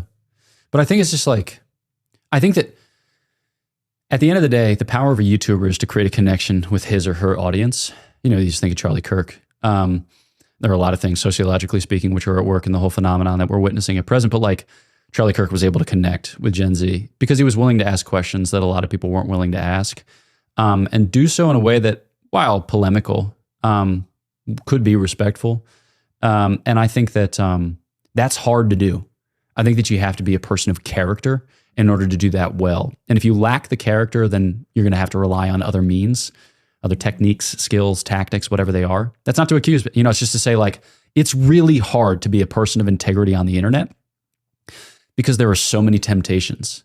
Well, and I think you also have to be willing to show up, because I think someone like Charlie, he created content for hours a day, live streaming and otherwise, hours a day. He's constantly creating content. He's showing up for his audience every single day, repeatedly. Yeah. And I think that combined with any like, really, if you have a mission of what you're communicating, and you have not even like, you don't even have to be the most charismatic person in the world. If you're just willing to show up and authentically connect and share what you think matters with all of whatever imperfections you have, I do think that is really meaningful to people. Yeah.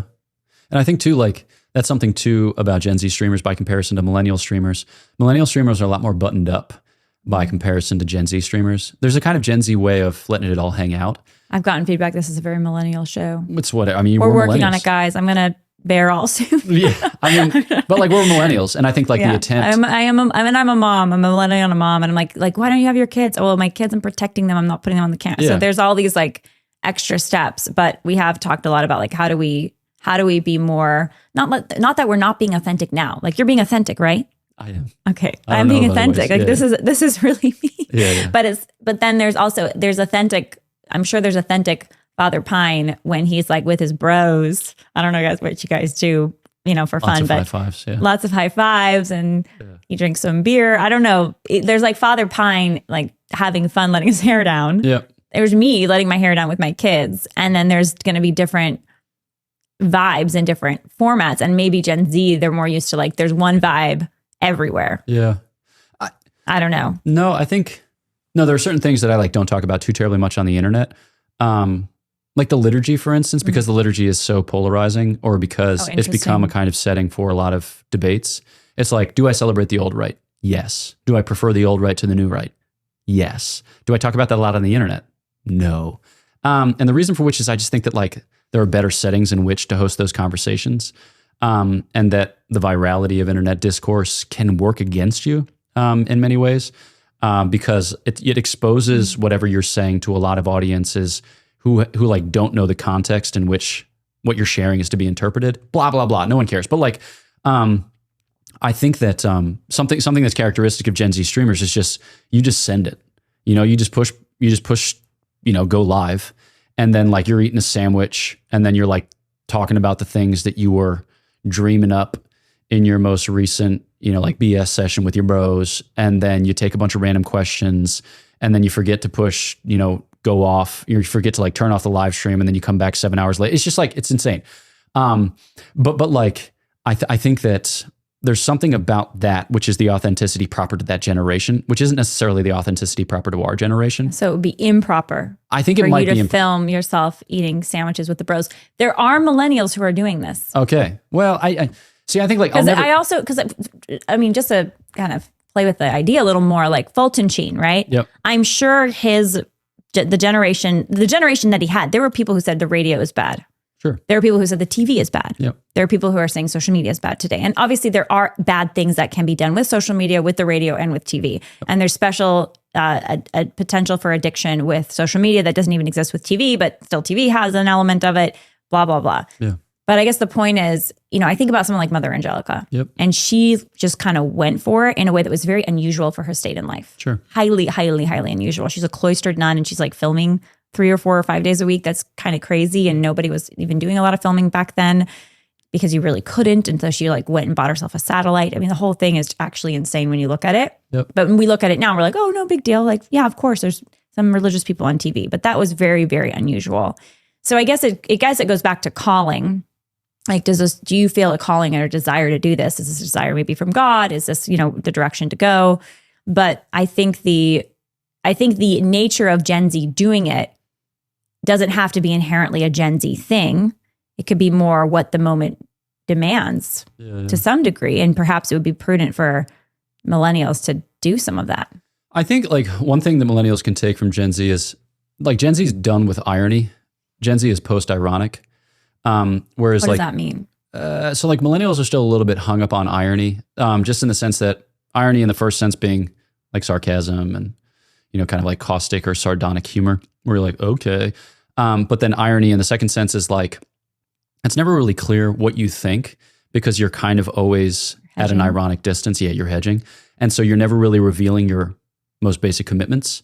And as a result of which you can never really share with people in a deep way. Like there are those people who are so thoroughgoing and they're joking that sometimes you have to like grab them by the shoulders and say, what do you actually think? Like, what do you actually love? Because I can't congregate with you around those things if you don't open up in some way, shape, or form. And so Gen Z sees this and recognizes that it's toxic.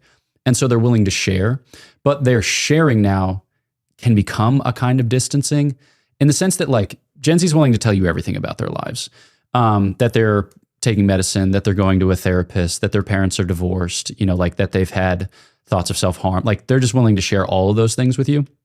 But it's become so easy that those things don't necessarily communicate the same intimacy because sometimes certain members of the generation lack discernment in like, who are the people with whom you share all the things? Who are the people with whom you share some of the things? Who are the people with whom you share very few of the things? Like it's when it's all hanging out, you lack grades or degrees of intimacy.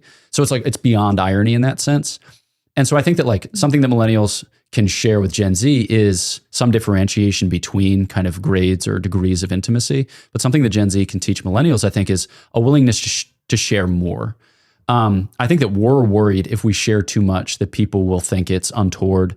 Like we have a pretty decently high sense of propriety, not as high as those who came before us, but still a pretty decently high sense of propriety.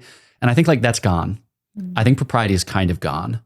And rather than actually, well, also politically, it's gone. It's certainly that. Like I think that honestly, like, and especially when Gen Z saw like all of these other older people that are supposed to be like older and wiser, clapping for political extreme impropriety from political leaders that used to be statesmen back in 50 years ago. And now they're just letting it all hang out themselves for good and for bad.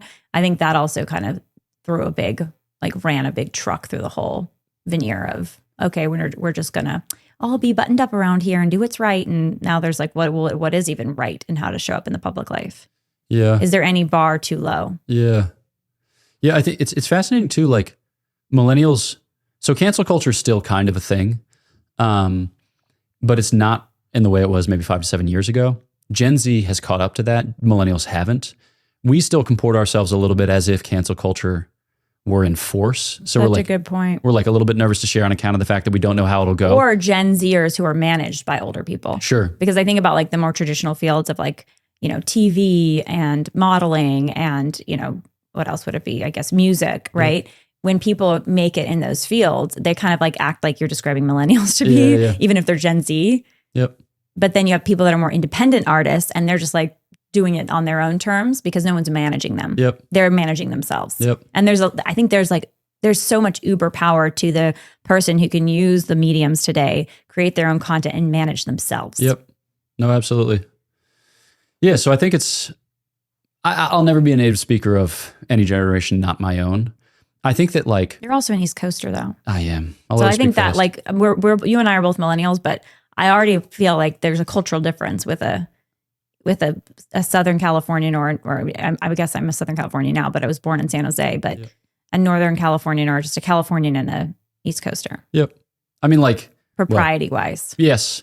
And I think it's part of that is just like, where you come from and who your family is. But like, I think that an attempt to try to speak other generations as if you were native to said generations is always foolhardy because I don't think you can ever appropriate the language perfectly. It'll always kind of stick in your mouth. Like when you hear older folks like, try to talk hey about. Hey guys. Yeah. I don't know. I mean like it's how but like if I were to try to use Gen Z language or even Gen Alpha language as if I were a native speaker, it'd be like, you're trying to. I mean, it's just, I don't think there's any sense. What is the word that's being used right now? There's a, Harris, what's that word? Harris is Gen Z in the studio here, but sometimes he acts more millennial than me. So respect. What word is that, Harris? There's one that's like very popular right now. No, not 6, 7. There's another one. I'm trying to remember what it is. It's like everyone's using it. And it's kind of crazy how word trends happen actually. Yeah. Have you observed this? You see you hear a word one time And then all of a sudden, obviously 6 months later, everyone is saying it as if they've always said it. And you're like, you did not always say this. You didn't say this a year ago. Well, like this has entered the lexicon. And that's the internet. I mean, like the internet is able to spread a thing instantaneously. Yeah. But like for our generation, I mean, at least the men memorized movies from start to finish. I don't know to what extent the women did, but so you could speak to each other almost exclusively in movie quotes. Whereas now, like the present generation, it's like viral memes and internet-based discourse. Wow, such a good point. And so like those things dictate, so like I don't understand what a lot of these things mean, and not to be like, okay, boomer about it, but like there's no way that I will ever, unless I choose to be online, which that ship sailed. But that's what we just did is classically millennial. What we just did. So like millennials are super generation conscious. I am super generational conscious. If you're Gen Z and you're listening, can you tell me why you like this show? We're super generational. I was at Seek maybe like a year ago, and the person who was introducing me made some reference to millennials and Gen Z, and I looked into the crowd and I watched this one girl mouth to this other girl. She's like, "What are we?" And she was like, "Gen Z." She's like, I feel like Gen Z is the generation that has to ask, "Am I Gen Z?" We're not quite sure. Yeah, no, it's just, I mean, we're super conscious because we're trying to like categorize things in neat ways, whereas. Yeah, not necessarily the case. They don't care. I don't think that they care too terribly much, which there's a freedom to that. Wait, Kaylin just walked in. Kaylin, what's a popular word that's used by Gen Z that's more recent that you can think of? I love that we're hung up on this. Bad. No, it's Give me perfect. One more. Riz, the Rizzler 2.0. She knew Skibbity? There you go. I have not heard Skibbity yet. I guess I've started very serious with my question about what are we going to do? What should we, because maybe I think about it too much. Okay. But I see it a lot. Yeah. And because I'm on YouTube and we're doing this show and we're doing 2 shows a week, sometimes we're going to maybe do 3 shows a week. And I felt this call that I'm discerning to do a commentary show weekly in addition to these interview shows where I just sort of like spill my thoughts on things that are happening. Spill the tea. That's very millennial, actually. I think spill the tea is uber millennial. You just dated yourself in a very good kind of, that's like a girl phrase too. Do millennial men say spill the tea? I don't know if they do. Okay, well, yeah, we'll move on. You did just say that, but basically spill the tea. That's what I would be doing, or just share my thoughts. Okay. And so I'm observing who else in the ecosystem of sort of faith-based or conservative or right-leaning people. And I see some creators that are basically in and out using like their entire show, and not everybody, but there's some people their show is really about conspiracy, basically insinuating blame for other people, directly attacking people. You're filth, you're this, you're that, just like full on like attack dog mode. And this seems to be very popular among people that I think are part of the larger ecosystem. And I think they would say, well, it's because this person is seeking truth. This person is trying to protect, something that is valuable. They're doing this for a good cause. But you can do a lot of things for good causes in terrible ways. Yep. And do we have any standards? Are there standards? And should we, when we are seeing other people, break the standards and hurt other people that you care about even, should you speak up? Honestly, I sometimes feel like a coward when I see somebody else getting dragged and I don't create a video to defend the person that's getting dragged. But then I'm like, am I constantly going to get into this routine? It's not that I'm afraid of defending them. It's like, is it prudent to defend them? Yeah. Right? No, I get you. Yeah. I didn't defend you with your drag recently. I didn't know that happened. It was a small thing. No one cares. I live in a Thomistic ghetto. So I think that this discourse can broadly conceivably be how much tortured adverbial throat clearing can I start with? Okay, this is conversation. Say it the way Thomas Aquinas would say it. Here we go. I can't possibly because people will just like click off the video at alarming rates. See, he cares about the retention here. I'm here That's for you. Great, thank you. So basically, like what we're doing on the internet is conversation, and I think that the point of conversation is communion. And that sounds a little dopey or a little bit naive, but I just think that's the point. Love it. So how do human beings come together? It's by a kind of confluence of thought and feeling, or thought and affection. Because like on account of the fact that we have bodies, we can't occupy the same space. But on account of the fact that we have souls, specifically that we have minds with which to think and hearts with which to choose, we are capable of thinking the same thoughts and loving the same things. All right. So like, I think that's the point of conversation, is coming to a deeper appreciation of the truth. All right. And coming to a fuller embrace of the good. And I think that there are both positive and negative elements of that. Like you should set forward the truth and you should defend your account or your understanding against potential attacks or real attacks. So like St. Thomas will say, it pertains to the wise man to order. All right, he's setting things out as they ought to be set out. And that's always going to involve him refuting objections, saying like, no, it's not that, it's not that. So I don't want to be overly naive and say like, we shouldn't say anything, critical. No, well, we need to be able to be critical. I think the big question is, how do you do critical well? Yeah. And so I think first is a commitment to the truth, in the sense that you can't build a common life except on the truth, because only the truth is sufficiently stable and permanent to actually found that common life. And then with that in mind, we ought to try to host a genuine conversation, which always involves some real equality, like equal exchange, equal contribution. It's going to be differentiated. Like we're not going to say the same number of words, or we're not going to say the same number of syllables, but we know when there's something off in a conversation, whether it's like imbalanced or indelicate or otherwise weird. So we're aiming for a genuine interpersonal exchange. And like the goal is to build each other up. All right. So like we have a responsibility for safeguarding each other's dignity and setting forward each other's excellence and defending each other's reputations and promoting each other's friendships, because that's a genuinely humane thing. We, as human beings, like we said, social animals, political animals, we come together. That's how we like take shape. That's how we flourish. And that's going to involve us in like correction and humor and like teaching and preaching and whatever, like all kinds of different speech acts. But I think the basic idea is that conversation is for confluence of thought and feeling, has to be grounded on the truth.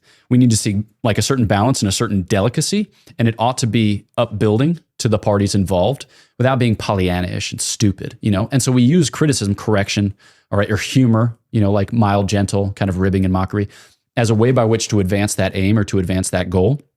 But it has to be done with an eye to communion. I think everything has to be done with an eye to communion. Do you think a joke at someone else's expense is ever okay? I think that there are ways in which jokes can be helpful. In the sense that there are certain things where playing into a kind of dread seriousness at all times can actually, it can lead us down the garden path, or it can make it such that we lose sight of what's actually at stake. So like I live in a male religious community and we practice fraternal correction. And sometimes the best way to correct somebody who is like, like certain and confident in his identity, knows what he's about in life, is just to make a little joke. Like I can use overly big words. I'm so conscious knock him of that. Down a peg, you're saying? Not so much that, but like just like rib him a little bit. So like I can tease use him. Yes. You're teasing. So exactly. in that sense, a joke that's a teasing joke in good faith. Yep. Towards the end of like loving the other person can be fine. Yeah. I think what gets trickier is now you're creating, let's say, a video and you're teasing someone that you don't know and you actually disagree with. Yep. Right? I guess you can theoretically do that in a really loving way, like a little bit of a tease. I think you can totally can do that probably. Yeah. But you have to provide content. So I think the internet is dangerous because it's non-contextual. Like it's done apart from those relationships. So you have to provide context. And I think that you're responsible for saying, in short, like these are the principles, these are the arguments, this is the goal. Because I think if it's just react, then we never actually plunge the roots of our souls into real nourishing soil. But I think what we want to give people is an encounter with like a person, ultimately our Lord Jesus Christ, but with the community more broadly. And I think if we're always just reacting, then we never offer them that opportunity. But like our video, our content should help them to engage with like real life. And so we can say like, we can take it as a point of departure, but ultimately we ought to redirect them to what gives life.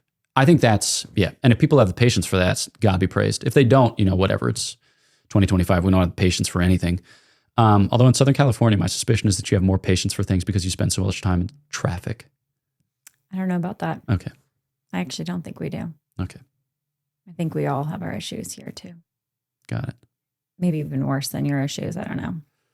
It's a pretty place, though. It is a very. You probably have place. Less seasonal affective disorder. For sure. There's less depression for that reason, for sure. Yes. Higher property taxes.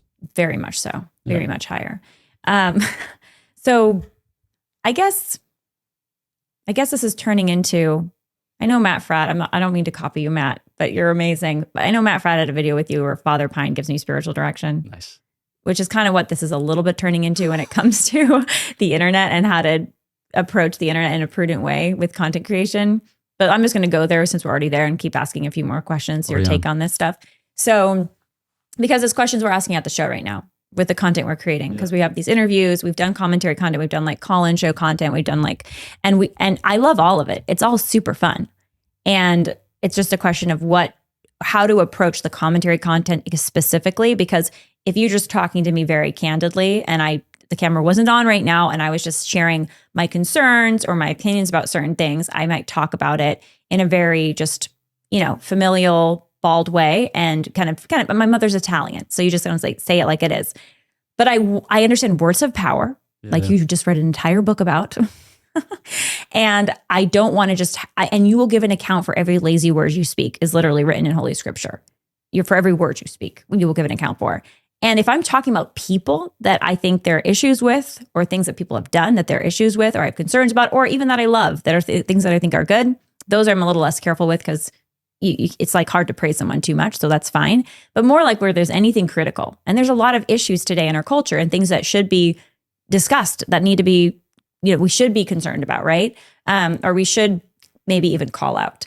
But how to do that well, right? How to give a critique well, especially when it's to someone that you don't have a personal relationship with. There's this mutual trust where you're like, you guys are kind of having a good faith debate together, or there's more parameters on it. Like, okay, we're going to have a debate on abortion. We're going to have a debate on marriage. And you both come to the debate and you can critique each other all day long in terms of your arguments, right? So, yeah. So how typically I've largely stayed away from it. Like I'm very much in the policy of like, don't criticize people publicly. Like do it privately, like reach out privately and try to have the conversation. And I think you can have an exchange of ideas publicly to a certain degree, but even then you have to be careful with certain creators. But what do you think? What should I do, Father Pine? So short answer, I don't know. Long answer, what's about to happen? So I think there's a way in which if we are never critical, then people begin to wonder. The discourse can get a little bit sterile. It feels fake because they're like, you can't be just chill with everything happening right now. I think it does. It feels fake, and in fact may be fake. Obviously, there are lots of good things that you can talk about, lots of positive things that you can talk about, and there's no absolute need to address the negative things. But I think that in the current environment, in which people have kind of parasocial relationships with the folks whom they follow, there's real like trust, and it's not just like that people are looking to you to provide them with their thoughts on the matter, but they also like wonder what they think on the matter, and they're going to be able to hear their own voice in yours or not, as they kind of make a healthy comparison between what you set forward and how they've begun to think. Okay, unclear to this point. What am I trying to say? I think that it can be helpful to be critical, but to do so in a charitable way and to model charitable criticism. So I think that principles, never act on suspicion. All right. So like what you said about insinuation, I think is an important point. We should only do things like which I think, or I feel, I suspect, and there's nothing concrete. Yeah. So it's like, because with suspicion, it's a drug. Such a drug. In the sense that like when you start thinking this could be the case, this is the case, I condemn the person on account of the fact that this is certainly the case, it just heads in that direction. Well, you don't even have to condemn. You can let the comment section condemn. Sure. You can just insinuate endlessly. Yep. So I just don't think that we should operate on suspicion. I think that we should operate on facts, insofar as those facts are accessible. I also think that we should give people the benefit of the doubt to the extent that we can. And St. Thomas has a beautiful little explanation of why this is so. He says there's a difference between judging people and judging things. When you judge things, judge them as you see fit, because those things don't stand to suffer by your judgment. And you're not going to enter into a relationship with those things. They're just things, I can think like that flower arrangement is kitschy, or I can think that like that shade of yellow makes me anxious. It's whatever, who cares? But when you judge people, those people do stand to suffer by your judgments, especially if you voice them. And it also acts contrary to the communion which could exist between you and that other individual. So without being silly, Like, this person stabs this other person, and you say to yourself, like, I bet he was trying to tickle him. It's like, don't be an idiot. Just don't be an idiot. Like, you shouldn't be silly. But nevertheless, you should be generous in your judgments, because the fact is we don't know. The Lord does. It's for him to judge the heart. It's for us to judge the acts insofar as we can. Be generous, but not Pollyanna. Exactly. I mean, remember the movie Gone with the Wind? Did you see that? Never did. Stop it. I'm sorry. Okay. It's long. I don't do well with long movies. There was the Pollyanna, like, constantly saw the good in Scarlett O'Hara, like, to the point of, like, she would never judge her, even though she was, I think, flirting with her husband. Sorry if I'm forgetting the plot, but right? Isn't that what happened? Stuff happened. Oh my gosh, no one has The watched that Rizzler 2.0. movie. Yeah, no. Stop it. Okay, but anyways, the point is, You're coming out as she Gen was X. so Pollyanna. Yeah, that's I guess a Gen X thing. I don't know, but she was so Pollyanna about it that it was cringe. But there was also sort of, she was idolized a little for it. Okay. Because she was like always seeing the good in people, and she always loved people, and she never like doubted their intention. No. But then, and in the movie, she was idolized for it. And I do think there is, in some great literature and works, there is some sort of idolization of the person who's never, ever going to cast an aspersion as one might see it. But to your point, that's not justice either. And there is, I think in our country, there is there's a cultural current of that, of like nicey. Yep. So we're not going to ever call anybody out. We're not going to ever say something that might be perceived as offensive by somebody. Yeah. Which, I mean, like, I can see that being a course of action for an individual or a particular group, but I don't think that we can say that everyone ought to follow that course of action, because I do think that there is a good that can come from criticism. And so, yeah, I'd say the last thing would be, so never act on suspicion, judge generously, or give the benefit of the doubt. And then the second would be always lead people back to principles, like always lead people back to the heart of the matter. So like I made a video for Pints at one point about Megan Rapinoe, and she was like very much in the news because, she's lesbian and in a relationship with a prominent athlete, I think Sue Bird, and she was making arguments about like equal pay for female athletes in whatever, so female soccer players by comparison to male soccer players. And she was making arguments about like not wanting to support the United States or kind of like be patriotic in these international venues because she was disappointed with the tendency of ... Okay. So like people were just hating Megan Rapinoe for X, Y, and Z reasons. And so I just like at the beginning of the video, I just kind of listed these things. And then I just tried to address like, what is it that Megan Rapinoe desires? I don't know her heart, but like, what's she going for? What's the whole point of this exercise? Yeah, exactly. And then like, what are we going for? That's good. I like that. So I think that you can take those things as an opportunity. Like, you don't have to be like, this person is dumb. People already have their opinions about this or that person. You can be like, this is what this person is doing. This might be a reason for which he or she is doing it. And what do like we actually want, and what leads to life? Because I think that at the end of the day, what people want is life, and they might have a difficult time gaining access to life, but they realize, when they are living on the fringes of reality, that they're not yet there. And I think that insofar as you can direct them back to life, you do them a service.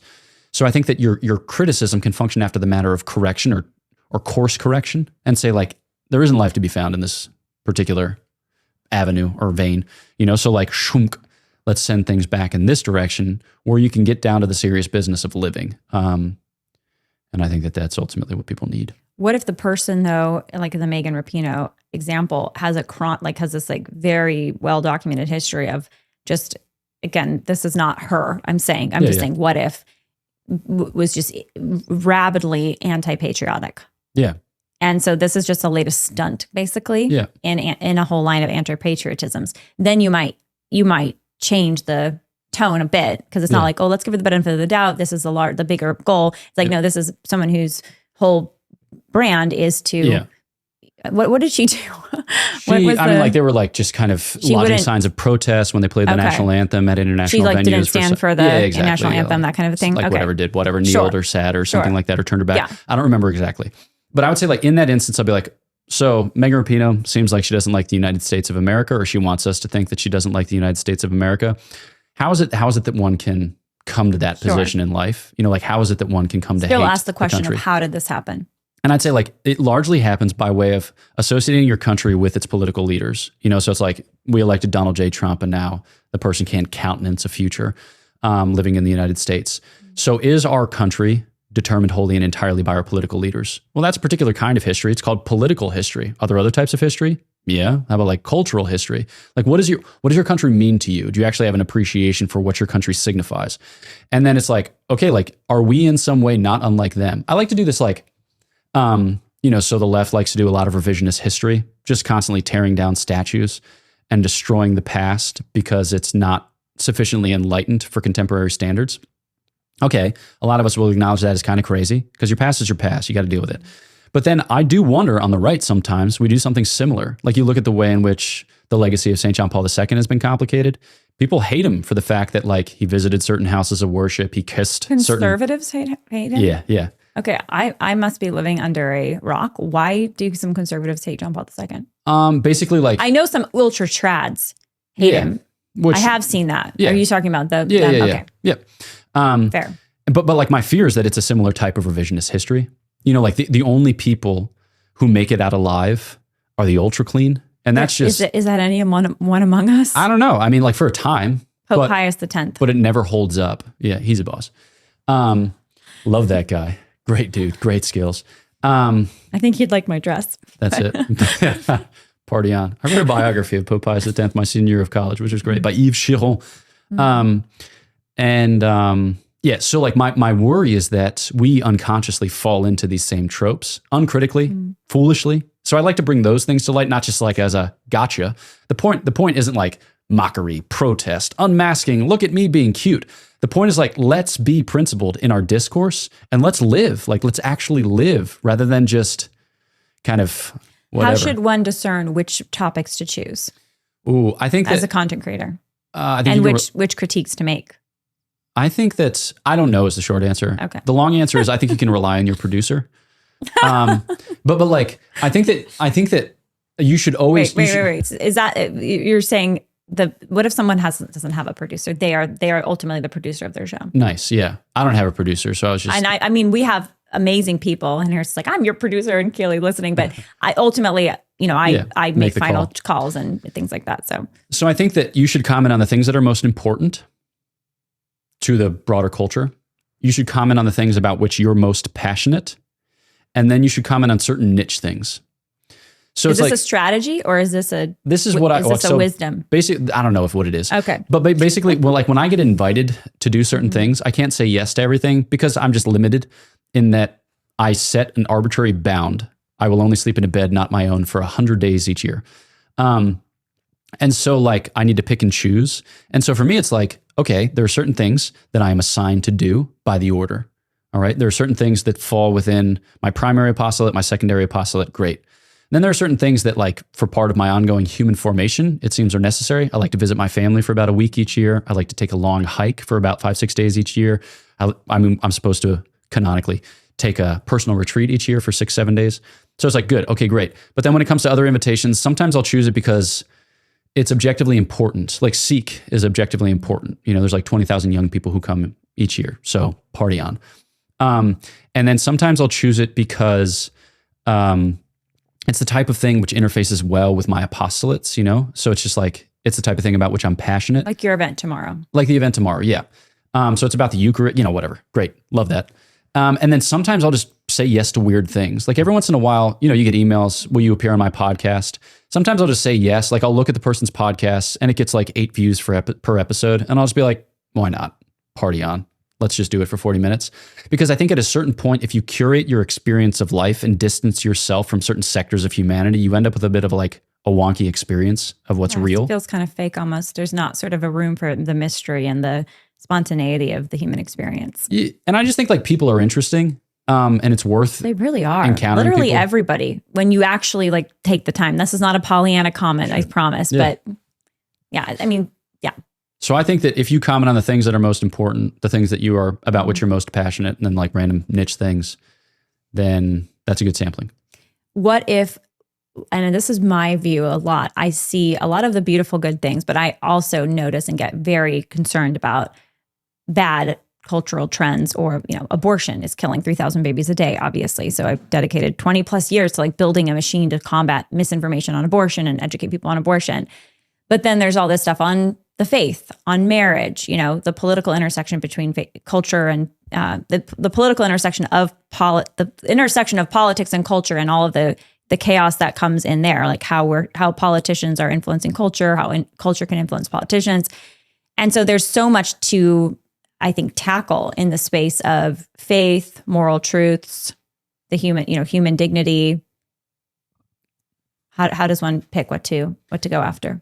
I think, like, to draw an analogy with languages, you'll only ever be the native speaker of one language. You might get really darn good at other languages like Spanish, French, German, Italian, whatever it is, but you'll always have your mother tongue.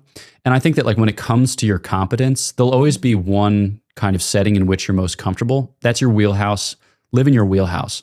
But I do think it is helpful to become a native speaker, it's helpful to become a non-native speaker of another language.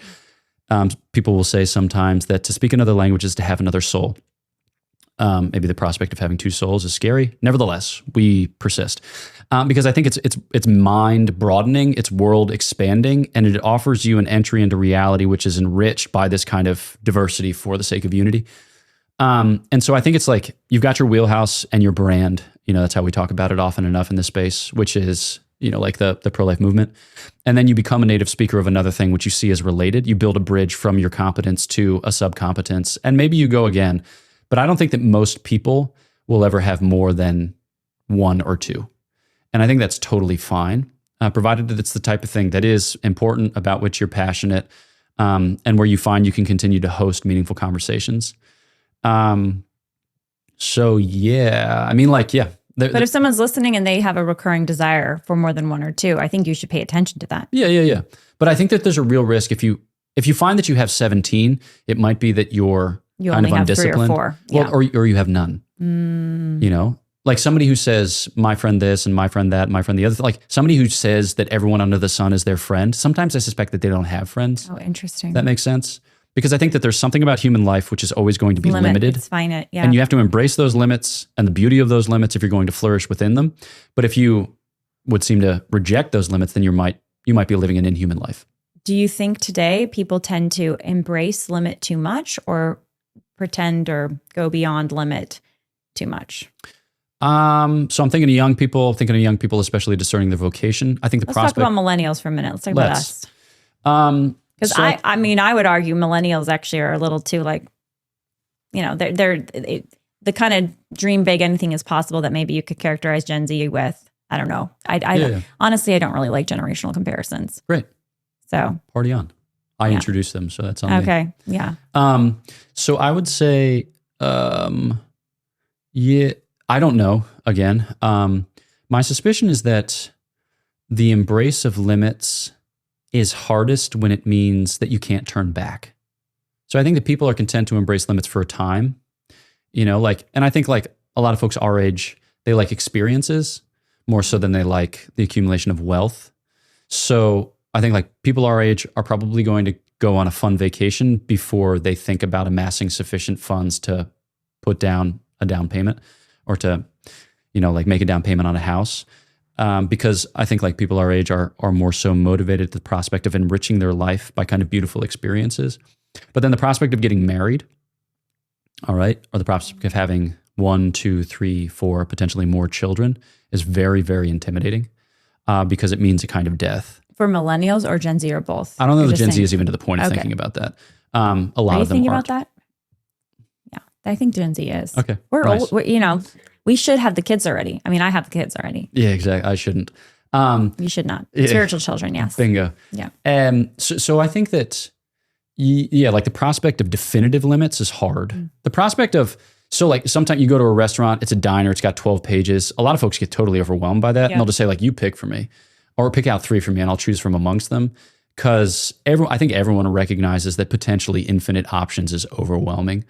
But I do think the idea that you've got one beautiful life, you're probably going to ruin it, and the Lord will make of it something awesome in due course, is something that a lot of us struggle to reconcile ourselves to. I agree. I also think I'm in the camp of, I think people do not trust enough the great plans that God does have for every single soul. Yep. And whether that means like internet content they might create or, competencies they're supposed to develop, skill sets they're supposed to build, with dedication, or it means following sort of a inspiration, like a clue, and kind of experimenting with it and seeing where that goes. I don't know. I feel like more. We just need more of all of it. My sense of the world today, and a lot of people, is we're just not living enough, period. Yeah. There's just like not enough of life happening. There is stuff happening, but it's a lot. But you were saying earlier, like the routinized, like automaton, like we're just kind of waking up, putting the Hot Pocket in the microwave. I don't know if that's what you eat for breakfast, and just like going to your 9 to 5, and then and God can work beautifully through that, but every minute of that is meant to be lived with an intentionality and an openness to God's Holy Spirit. And that's where, when you do that, life takes on a life of its own. Like I notice a discernible difference in my life when I dedicate the day to God and I ask for the Holy Spirit throughout the day. Like I just remember that God is with me instead of just like doing my automaton life. It is night and day. Not that I have these crazy experiences I didn't have before, right? Or these like intense emotional experiences I didn't have before, but life takes on this new shade and color that I didn't know. It just wasn't there before.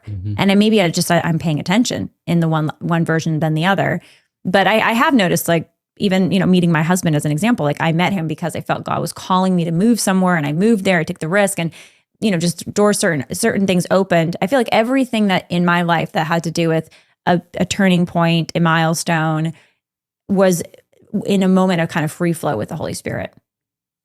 And not to say there weren't tough times and confusions and hard emotions, but you're open to this movement of the soul.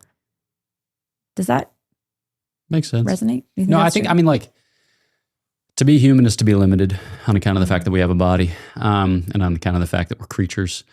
But precisely within those limitations, there are cool opportunities for experiencing God. For like encountering God and encountering each other. And I think that once you begin to acquire the savor for that, it's really nice. And so you're more so disposed or better disposed to make those choices or make those commitments or limit yourself in the way that's appropriate to this stage in life or that stage in life, without like looking back, or without regretting what might have been and is not. Because I wrote the book that I wrote about prudence, is apropos of the theme. The basic idea is like God's entrusted you with your life, and He's excited to see what you'll make of it. And there's no real other way whereby to account for our experience. Like, because He could have made us otherwise, or He could not have made us, but He could have made us otherwise. He made us in this way, fallible, like limited, kind of silly in certain regards, but nevertheless capable of a nobility that comes to fruition by choice, by commitment. And so there's a emeritus professor of theology at Duke named Stanley Hauerwas, who says the first rule of marriage is you're going to marry the wrong person. And the reason for which he says it is like you can't idealize an institution which is so concrete or which is so very particular and peculiar and involves you in such close intimacy with the type of person whom you might never have originally thought yourself compatible, It's a great phrase. I'm going to remember that and use that. Yeah. So I think it's just That's a very encouraging phrase. Yeah, exactly. It's like the point isn't an ideal, because the ideal doesn't exist in the real order. The point is, as informed by an ideal, which kind of directs your course of action, to commit to something, right? To like really, to do something beautiful for God and for the people whom you love, and to see what He'll make of it. Yeah. And but the ideal also doesn't exist in the sense that obviously the ideal is in our Lord, and He is the ideal human. But in this life, we're not going to encounter it. And so you can't be loved by the ideal. You can't laugh with the ideal. You can't grow with the ideal. You can't, fight and make up with the ideal. Like that doesn't, so why would you want the ideal in that sense? Yeah. Like the real is always better than the imagined thing. Exactly. It also means a real confrontation with your own limitations. Yes. Because if you say that, I can only ever commit to the ideal, then what you're saying implicitly is I'm the ideal, and that we will have a perfect compatibility because we're both, but it's foolish. It's foolish. So like you can come to a kind of gentle recognition of your own limitations, your own weaknesses, your own wounds, and still remain secure in the love which goes before you. I think that's the transformation which awaits each of us. It's like a lot of times we get a little bit of a vantage or a perspective on our own humanity, and we say like, yuck, I wish it were otherwise. But it's not, it's just not. It's this way. And the Lord intends that it be this way, or permits that it be this way. And He has a plan for the redemption of this concrete person, that concrete person, which is bracing, because that means kind of getting into it with the mercy of God, rather than imagining we have to be otherwise before we can be about the business of, glorifying Him and saving our souls. what you're saying too is it comes back to just the relationship with God. All of these questions come back to that. Yes. Just who we are before him. All things do. And receiving him. Can you give us a couple more pointers from your book about speech though, on and how we can apply it in the internet age? Sure. You gave us, those were good pointers, by the way. Thank you, about discerning content. And Sure. Did we take notes, Harris? Exactly. Harris, We've got a transcript. did you actually take notes? Oh, I was like, good work over there. And there was good stuff about how to approach criticism. I thought that was really, really nicely said. So thank you. That's very edifying. Totes. So first thought about truth is, if you catch yourself lying, exaggerating, equivocating, correct yourself as quickly as you can. Is exaggerating always wrong? Not necessarily, because there are certain genres of speech which are known genres that have a place in human discourse, like hyperbole. There were like 1 billion people there. It's like, obviously there weren't 1 billion people there. You're just trying to signify that there were a lot of people there. And when you say there were like 1 billion people there and you're speaking of anything other than the country of India or the country of China, it's clear what you're doing. So some kind of exaggeration within the literary genre of figurative speech or hyperbolic speech is totally fine. But like exaggerating our own excellence, that's not fine. Or like telling a story about hyperbole about your own excellence. Just don't do that one. Yeah, exactly. Okay. But then again, I mean, can you do hyperbole about other people's excellence though? You can, within bounds. There is criticism back to online spaces. Like, I have the best husband in the world, which I believe that I do, but I think, gushing about one's state in life, or like being very maybe hyperbolic about, I have the most beautiful baby in the world. Well, of course you believe you're the most beautiful. So I think in that sense, but I think some people get upset when people do that because they're like, you're whitewashing, you're to death. So I think that that's a particular genre of speech, which is like more like patriotism than it is like detached evaluation. Oh, interesting. So I think it's fine if a mother thinks that her kids are the best in the whole wide world because they're hers. And she should. I think she should, to a certain extent. Like kind of like you should have special love for your country.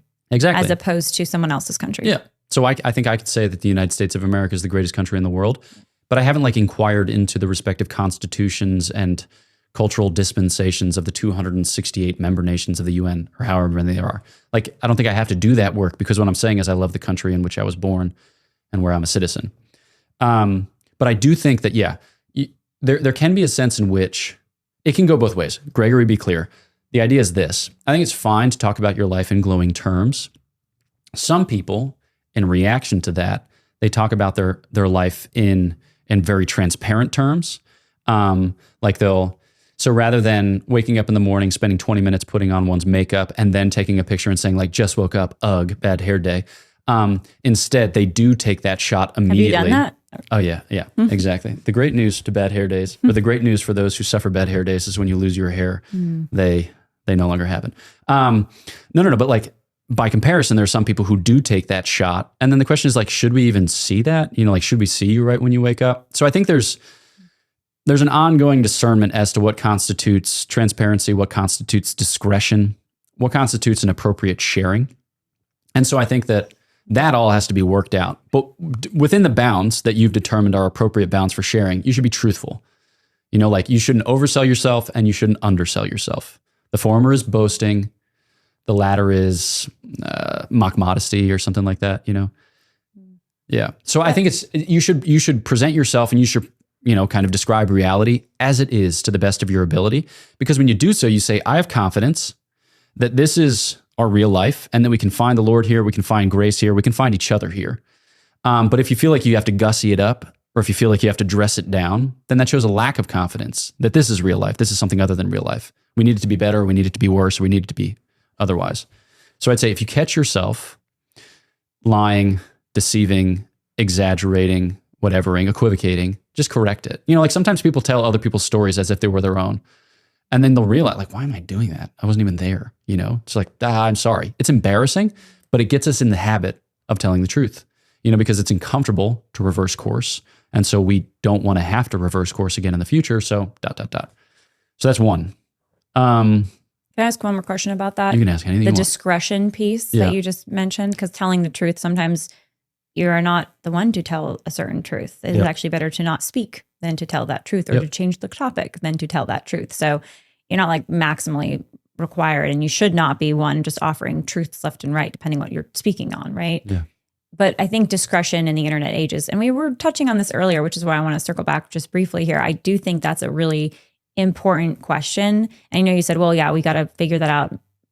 How do we figure that out though? Because there's a huge, I think, need for some better, I don't know if it's a format or something where we can agree together.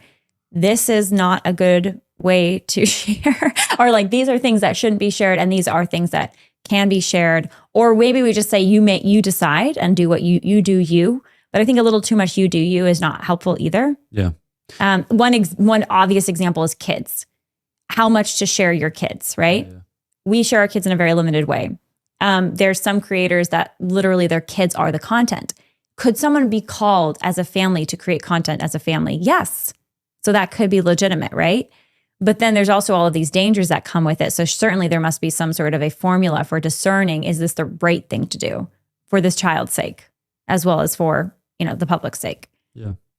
I mean, like, I think that's in part up to the discernment of each family. I tend on the side of not sharing your kids for reasons of like stalking and voyeurism on the one hand, and also giving your kids an inordinate sense of their own importance by the time that they can register their relative fame and stuff like that.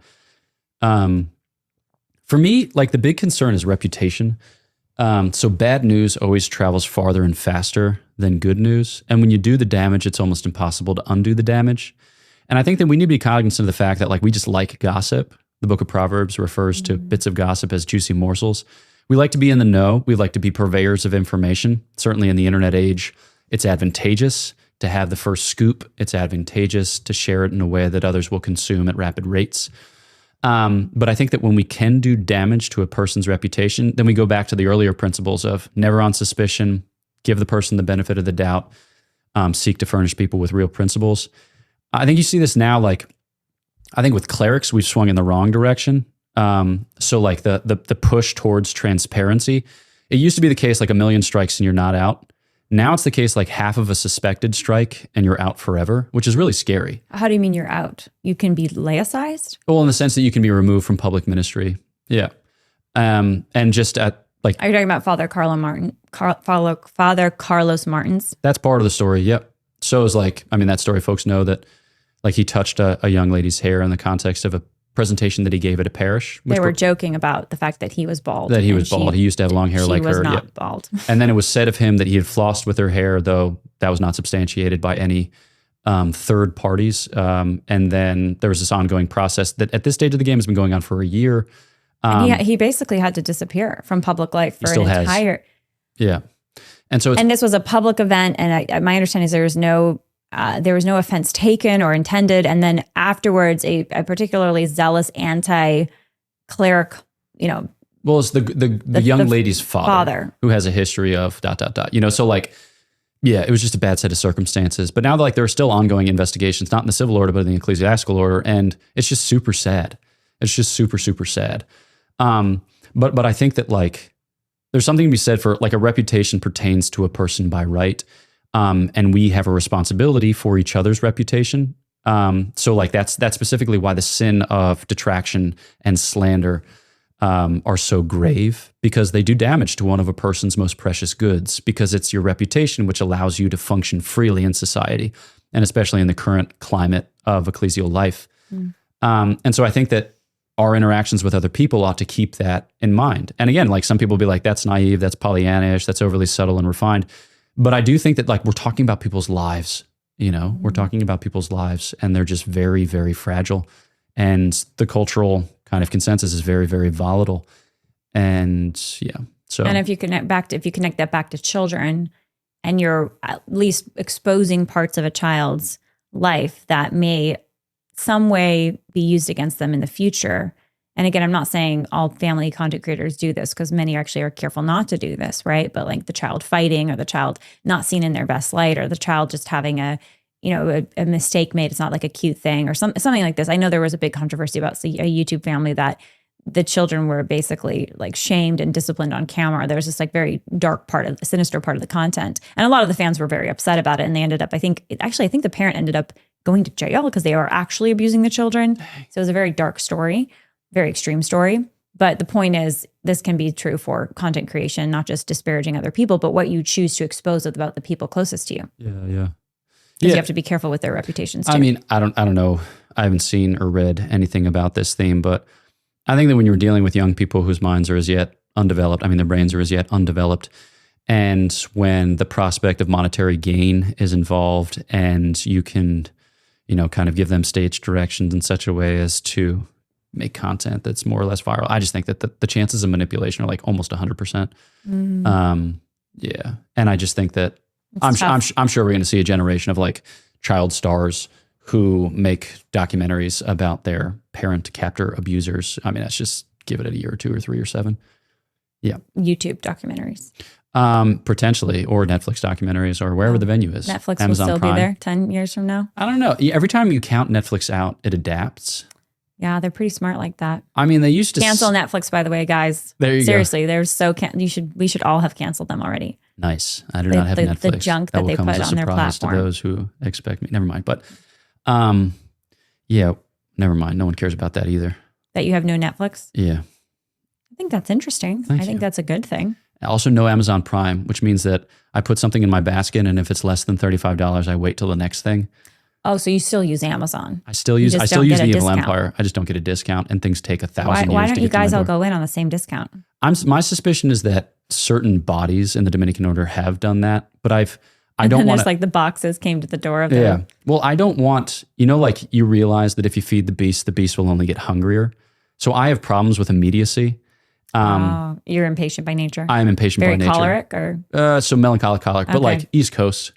Like fair enough. That type of thing. I ordered my toothpaste. Bring it now. Yeah, exactly. And if you make me wait for anything, I'm gonna end you.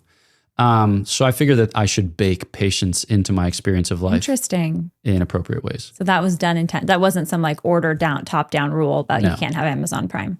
No. You're just sharing something personally about something you've chosen not to have. Correct. That's a nice one. That's good.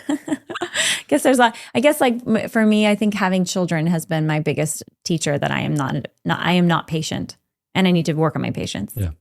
My children, it's not their fault. It's my fault. They're great. They're just kids. Yeah. But so yeah, I have Amazon Prime because I have other ways to grow my patience basically. Exactly. But I guess if you're not living it, although you need to grow your patience with your other bros, right? With the other priests. No, undoubtedly. Religious. Yeah. I have every year I basically make a list of personal goals. That's just consonant with permanent or ongoing formation, as we call it. And one of my goals for this year is heat check immediacy expectations. Like if I begin treating other people as if they were obstacles to realizing my goals, then I'm probably thinking about it wrong. That's a good one. Yeah. Why is it called a heat check? I think heat check is just a term that people use for. Oh, I see. Like how your sense of heat and impatience. Got it. Exactly. Yeah.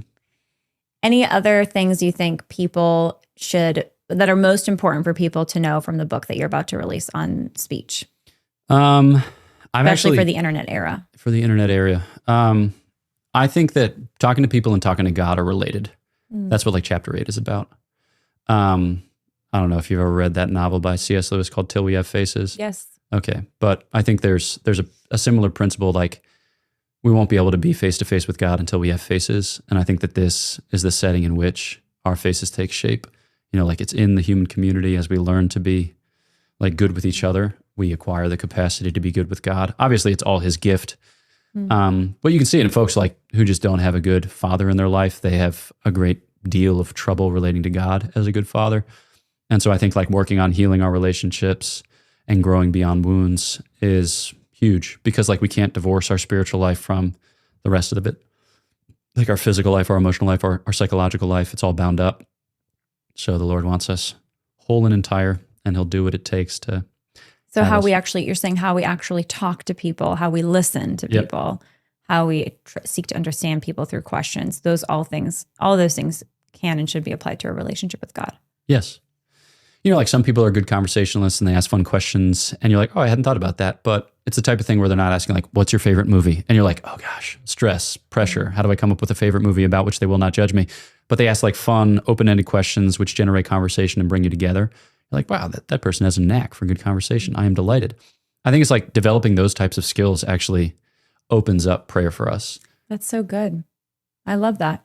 Yeah, because then when you ask God open-ended questions instead, God, give me this. You're saying more, God, like, what do you want me to see? How do you want me to hear from you today? Anything that anything that you want to say, just say it. Here I am, Lord. Yeah. It's a different conversation. And same with a relationship. Now that you're saying, like, you have a friend, what's on your mind today? What have you been upset about today? What have you really enjoyed today? It's a little bit different than, monkey, perform for me, answer this fun trivia question. Yep. That's good. How can people find this book when they want to? And all your other books? Let's see. So the book about the Eucharist just came out a couple of weeks ago, and people can find that at Amazon, evilempire.com, or Ignatius.com. It's an Ignatius Press book. And then the Sins of Speech book, I think, comes out January, February, and that'll be Emmaus Road. So, everyone the Sins of Speech. Yeah, so the name of the book is called Training the Tongue, and I think it's like Rooting Out Sins of Speech. I don't know that we've settled on a final title for the subtitle, at least, but the title Sins of Speech is the subtitle. Yeah, something like that. I was like, oh, the title is Sins of Speech. Yeah, so the title is Training the Tongue, and then ends, like working on Sins of Speech or something like that. And then the one coming out in May is called Justice, Judge Rightly, Give Freely. And that one is through Our Sunday Visitor. So yeah, people can just Google it and get it delivered to their door the next day if they have Amazon Prime. Amazing. Congrats on all those books. Thanks. That's a lot of work. It's some number of minutes. Yeah. What are you going to speak about at the conference tomorrow? I'm going to speak about, the keynote, I'm speaking 4 times. Oh, you're speaking 4 times tomorrow? Let's go. Yeah. But one of them's a repeat. At the same conference or at the same conference? Well, because they have like different tracks and stuff like that. And I'm speaking so I'm not like the best Spanish speaker, but I'm sufficiently competent Spanish speaker to speak in Spanish. So is there a Spanish and English track? There is both. Yeah, exactly. So I'm doing Christ Our Hope and then Your Eucharistic Identity in English. And then I'm doing Choosing Hopefully and then Your Eucharistic Identity, both in Spanish. That's going to be quite the marathon tomorrow. It will. Yeah. Well, 2 of them are tonight and then 2 of them are tomorrow. For us to close out here, give us the kind of back of the hand Eucharistic identity, like a good thought. I think it connects back to a lot of what we talked about already today, but yeah. Basic how people ideas, can strengthen their Eucharistic identity. Yeah, I would say your identity is God-given. My caboose is literally going out of control. It's out of control. I've got like a little tent over here. I'm just like, so our identity is, it's great. Very serious person doing very serious things. Take me seriously. Do you have to iron that? Yeah, I do. But like within 2 seconds, it looks like not only did I not iron it, but that I had crumpled it up in a ball and left it in some remote corner. It looks ironed right now, but do you have to do that every day? Not every day, but I basically wash it once a week, and when I wash it, I iron it. Yeah. People like once a week. I was once on stage. We were clothes underneath, I'm guessing. Exactly. Yep. And I have different versions of those. Father Mark Mary Ames and I were on the stage at one point for this panel at Seek for Ascension, blah, blah, blah. And like that question was asked of us, and I was like, "You go first." He's like, "I don't know, like every few weeks." And I was like, "Let's go." It's like a coat. Mad respect, So it's like a coat, right? So yeah, indeed. Okay. For your Eucharistic identity, the basic idea is that folks are asking the question, who am I and what am I for? And sometimes they're asking that question on the internet of people who perhaps ought not be trusted with answering that question. But like, it's no surprise because our lives are a bit of a mess, or our lives can tend to be a bit of a mess. And so we're just drawing at straws, or we're just reaching out in whichever direction. But the idea is, if you want to know who you are and what you're for, you got to ask God who he is and what he's doing. And Eucharistic worship is designed to pose just those types of questions. So like in referring our lives to God, he gives us our lives back. So yeah, that book is just about, sometimes you read literature, it's like, how do I get more out of Mass? The point isn't to get more out of Mass. The point isn't to like be a little miner with a little hat and like a little lamp and like a little pickaxe and go, let's get stuff out of Mass. The point is just to show up for God. And God in his generosity will show up for you, but you don't do it as a kind of exchange or commerce. It's not a transaction. Exactly. Yep. It's a gift. Basic idea. I just want to thank you for that. And I also really love, and in my own life, I've had the probably greatest graces by just sitting down before the Eucharist in adoration, and also just when he's in the box, like and he's in the tabernacle, and just sitting there and asking the biggest questions, or bringing whatever is top of mind and just laying it all out. Yeah. And it's not like you get some immediate download, like I got my download, and then you like scurry off. It's more just you are changed and you're in relationship, and that sustains you through the rest of the day and the week. Amen. So thanks for pointing people back to it. Totes. Thanks for coming on the show, Father Pine. My joy. Thanks Was for that having Gen me. Z? Did we ever figure out the No, Gen that's Z way word? millennial. We didn't? Send it. Was it send it? That's millennial too. That's Full not send, even Gen also Z. millennial. That's all right. We're doing great. Wait, what was it? 6, 6-7 is 7? a big thing right now. Honestly, if I remember correctly, I think I saw Vice President JD Vance use it in an X post recently. Nice. Which is what really flagged for me. I'm like, wow, that's become an internet trend, hasn't it? But I wasn't going to, during our conversation, be good, like reading through JD Vance's X history because that just felt like a little bit not present to our conversation. I recently Harris preached. is literally doing that right now. I recently preached a day retreat for 8th grade students at a Dominican sister school, Our Lady of Mount Carmel in Newport News. And the 6-7 thing was very present during the day. What is 6-7? I mean, like, there's lore that you got to like drill down. LaMelo Ball is like 6-7, and then there's like a rap song and blah, blah, blah. But people have just used it as a kind of non sequitur. But the students were just setting me up to say 6-7 in various ways. This one kid just raised his hand in the middle of a conference and he's like, what's the square root of 42? And I was like, I don't know. It's like, I guess it'd be between 6 and 7. And everyone was like, ah. That is hilarious. Yeah. The internet, man. It's a wild place. It's killing me. Okay, everybody listening, let me know in the comment section what you think I'm missing. I'm literally going through JD Vance's X feed right now to try to find out what this was, but that's fine. It'll have to be another time, Indeed. Another day. Thanks, Father Pine. My pleasure. Thank you. Do you like being called Father Pine or do you prefer Gregory? I prefer Father Gregory, but I've you given up want at this Father point. Gregory? Yeah. Oh, okay, sorry. No, don't. I mean, there's no expectation. I actually made Where's a video. my producer? I made a video for the Thomistic Institute recently where I was like, my name is Father Gregory. Everyone seems to call me Father Pine. Not my preference. It's a cool last name, though. But at this stage of the game, I'm ready to give up. So yeah. It's a cool last name. I think that's why people like it. Yeah. Who's called Father Pine? Just me. There was a lot of people making comments about, we posted a picture from your appearance last time, and a lot of people commenting about you and making jokes about how you're tall and pine trees are tall. Nice. It's for this that I'm sure I've come you've into heard the that world. before. Yeah. Okay, we're going to close out here with Father Gregory. But we're going to do an extra section over for a few more minutes, if that's okay, with some of the questions that we got from Patreon. Great. So thank you to everybody who's joining on Patreon and supporting the show over there. And thank you again, Father Pine, for joining. My Father pleasure. Gregory. Doesn't matter. Okay. That was okay? Do you like pitching the Patreon? Okay. A huge thank you to our partner, EWTN, the largest religious broadcaster in the entire world. EWTN is reaching millions of people every single day with the beautiful truth of the gospel. You can watch new episodes of The Lila Rose Show 24 hours before they hit podcast app over at EWTN.com/on-demand.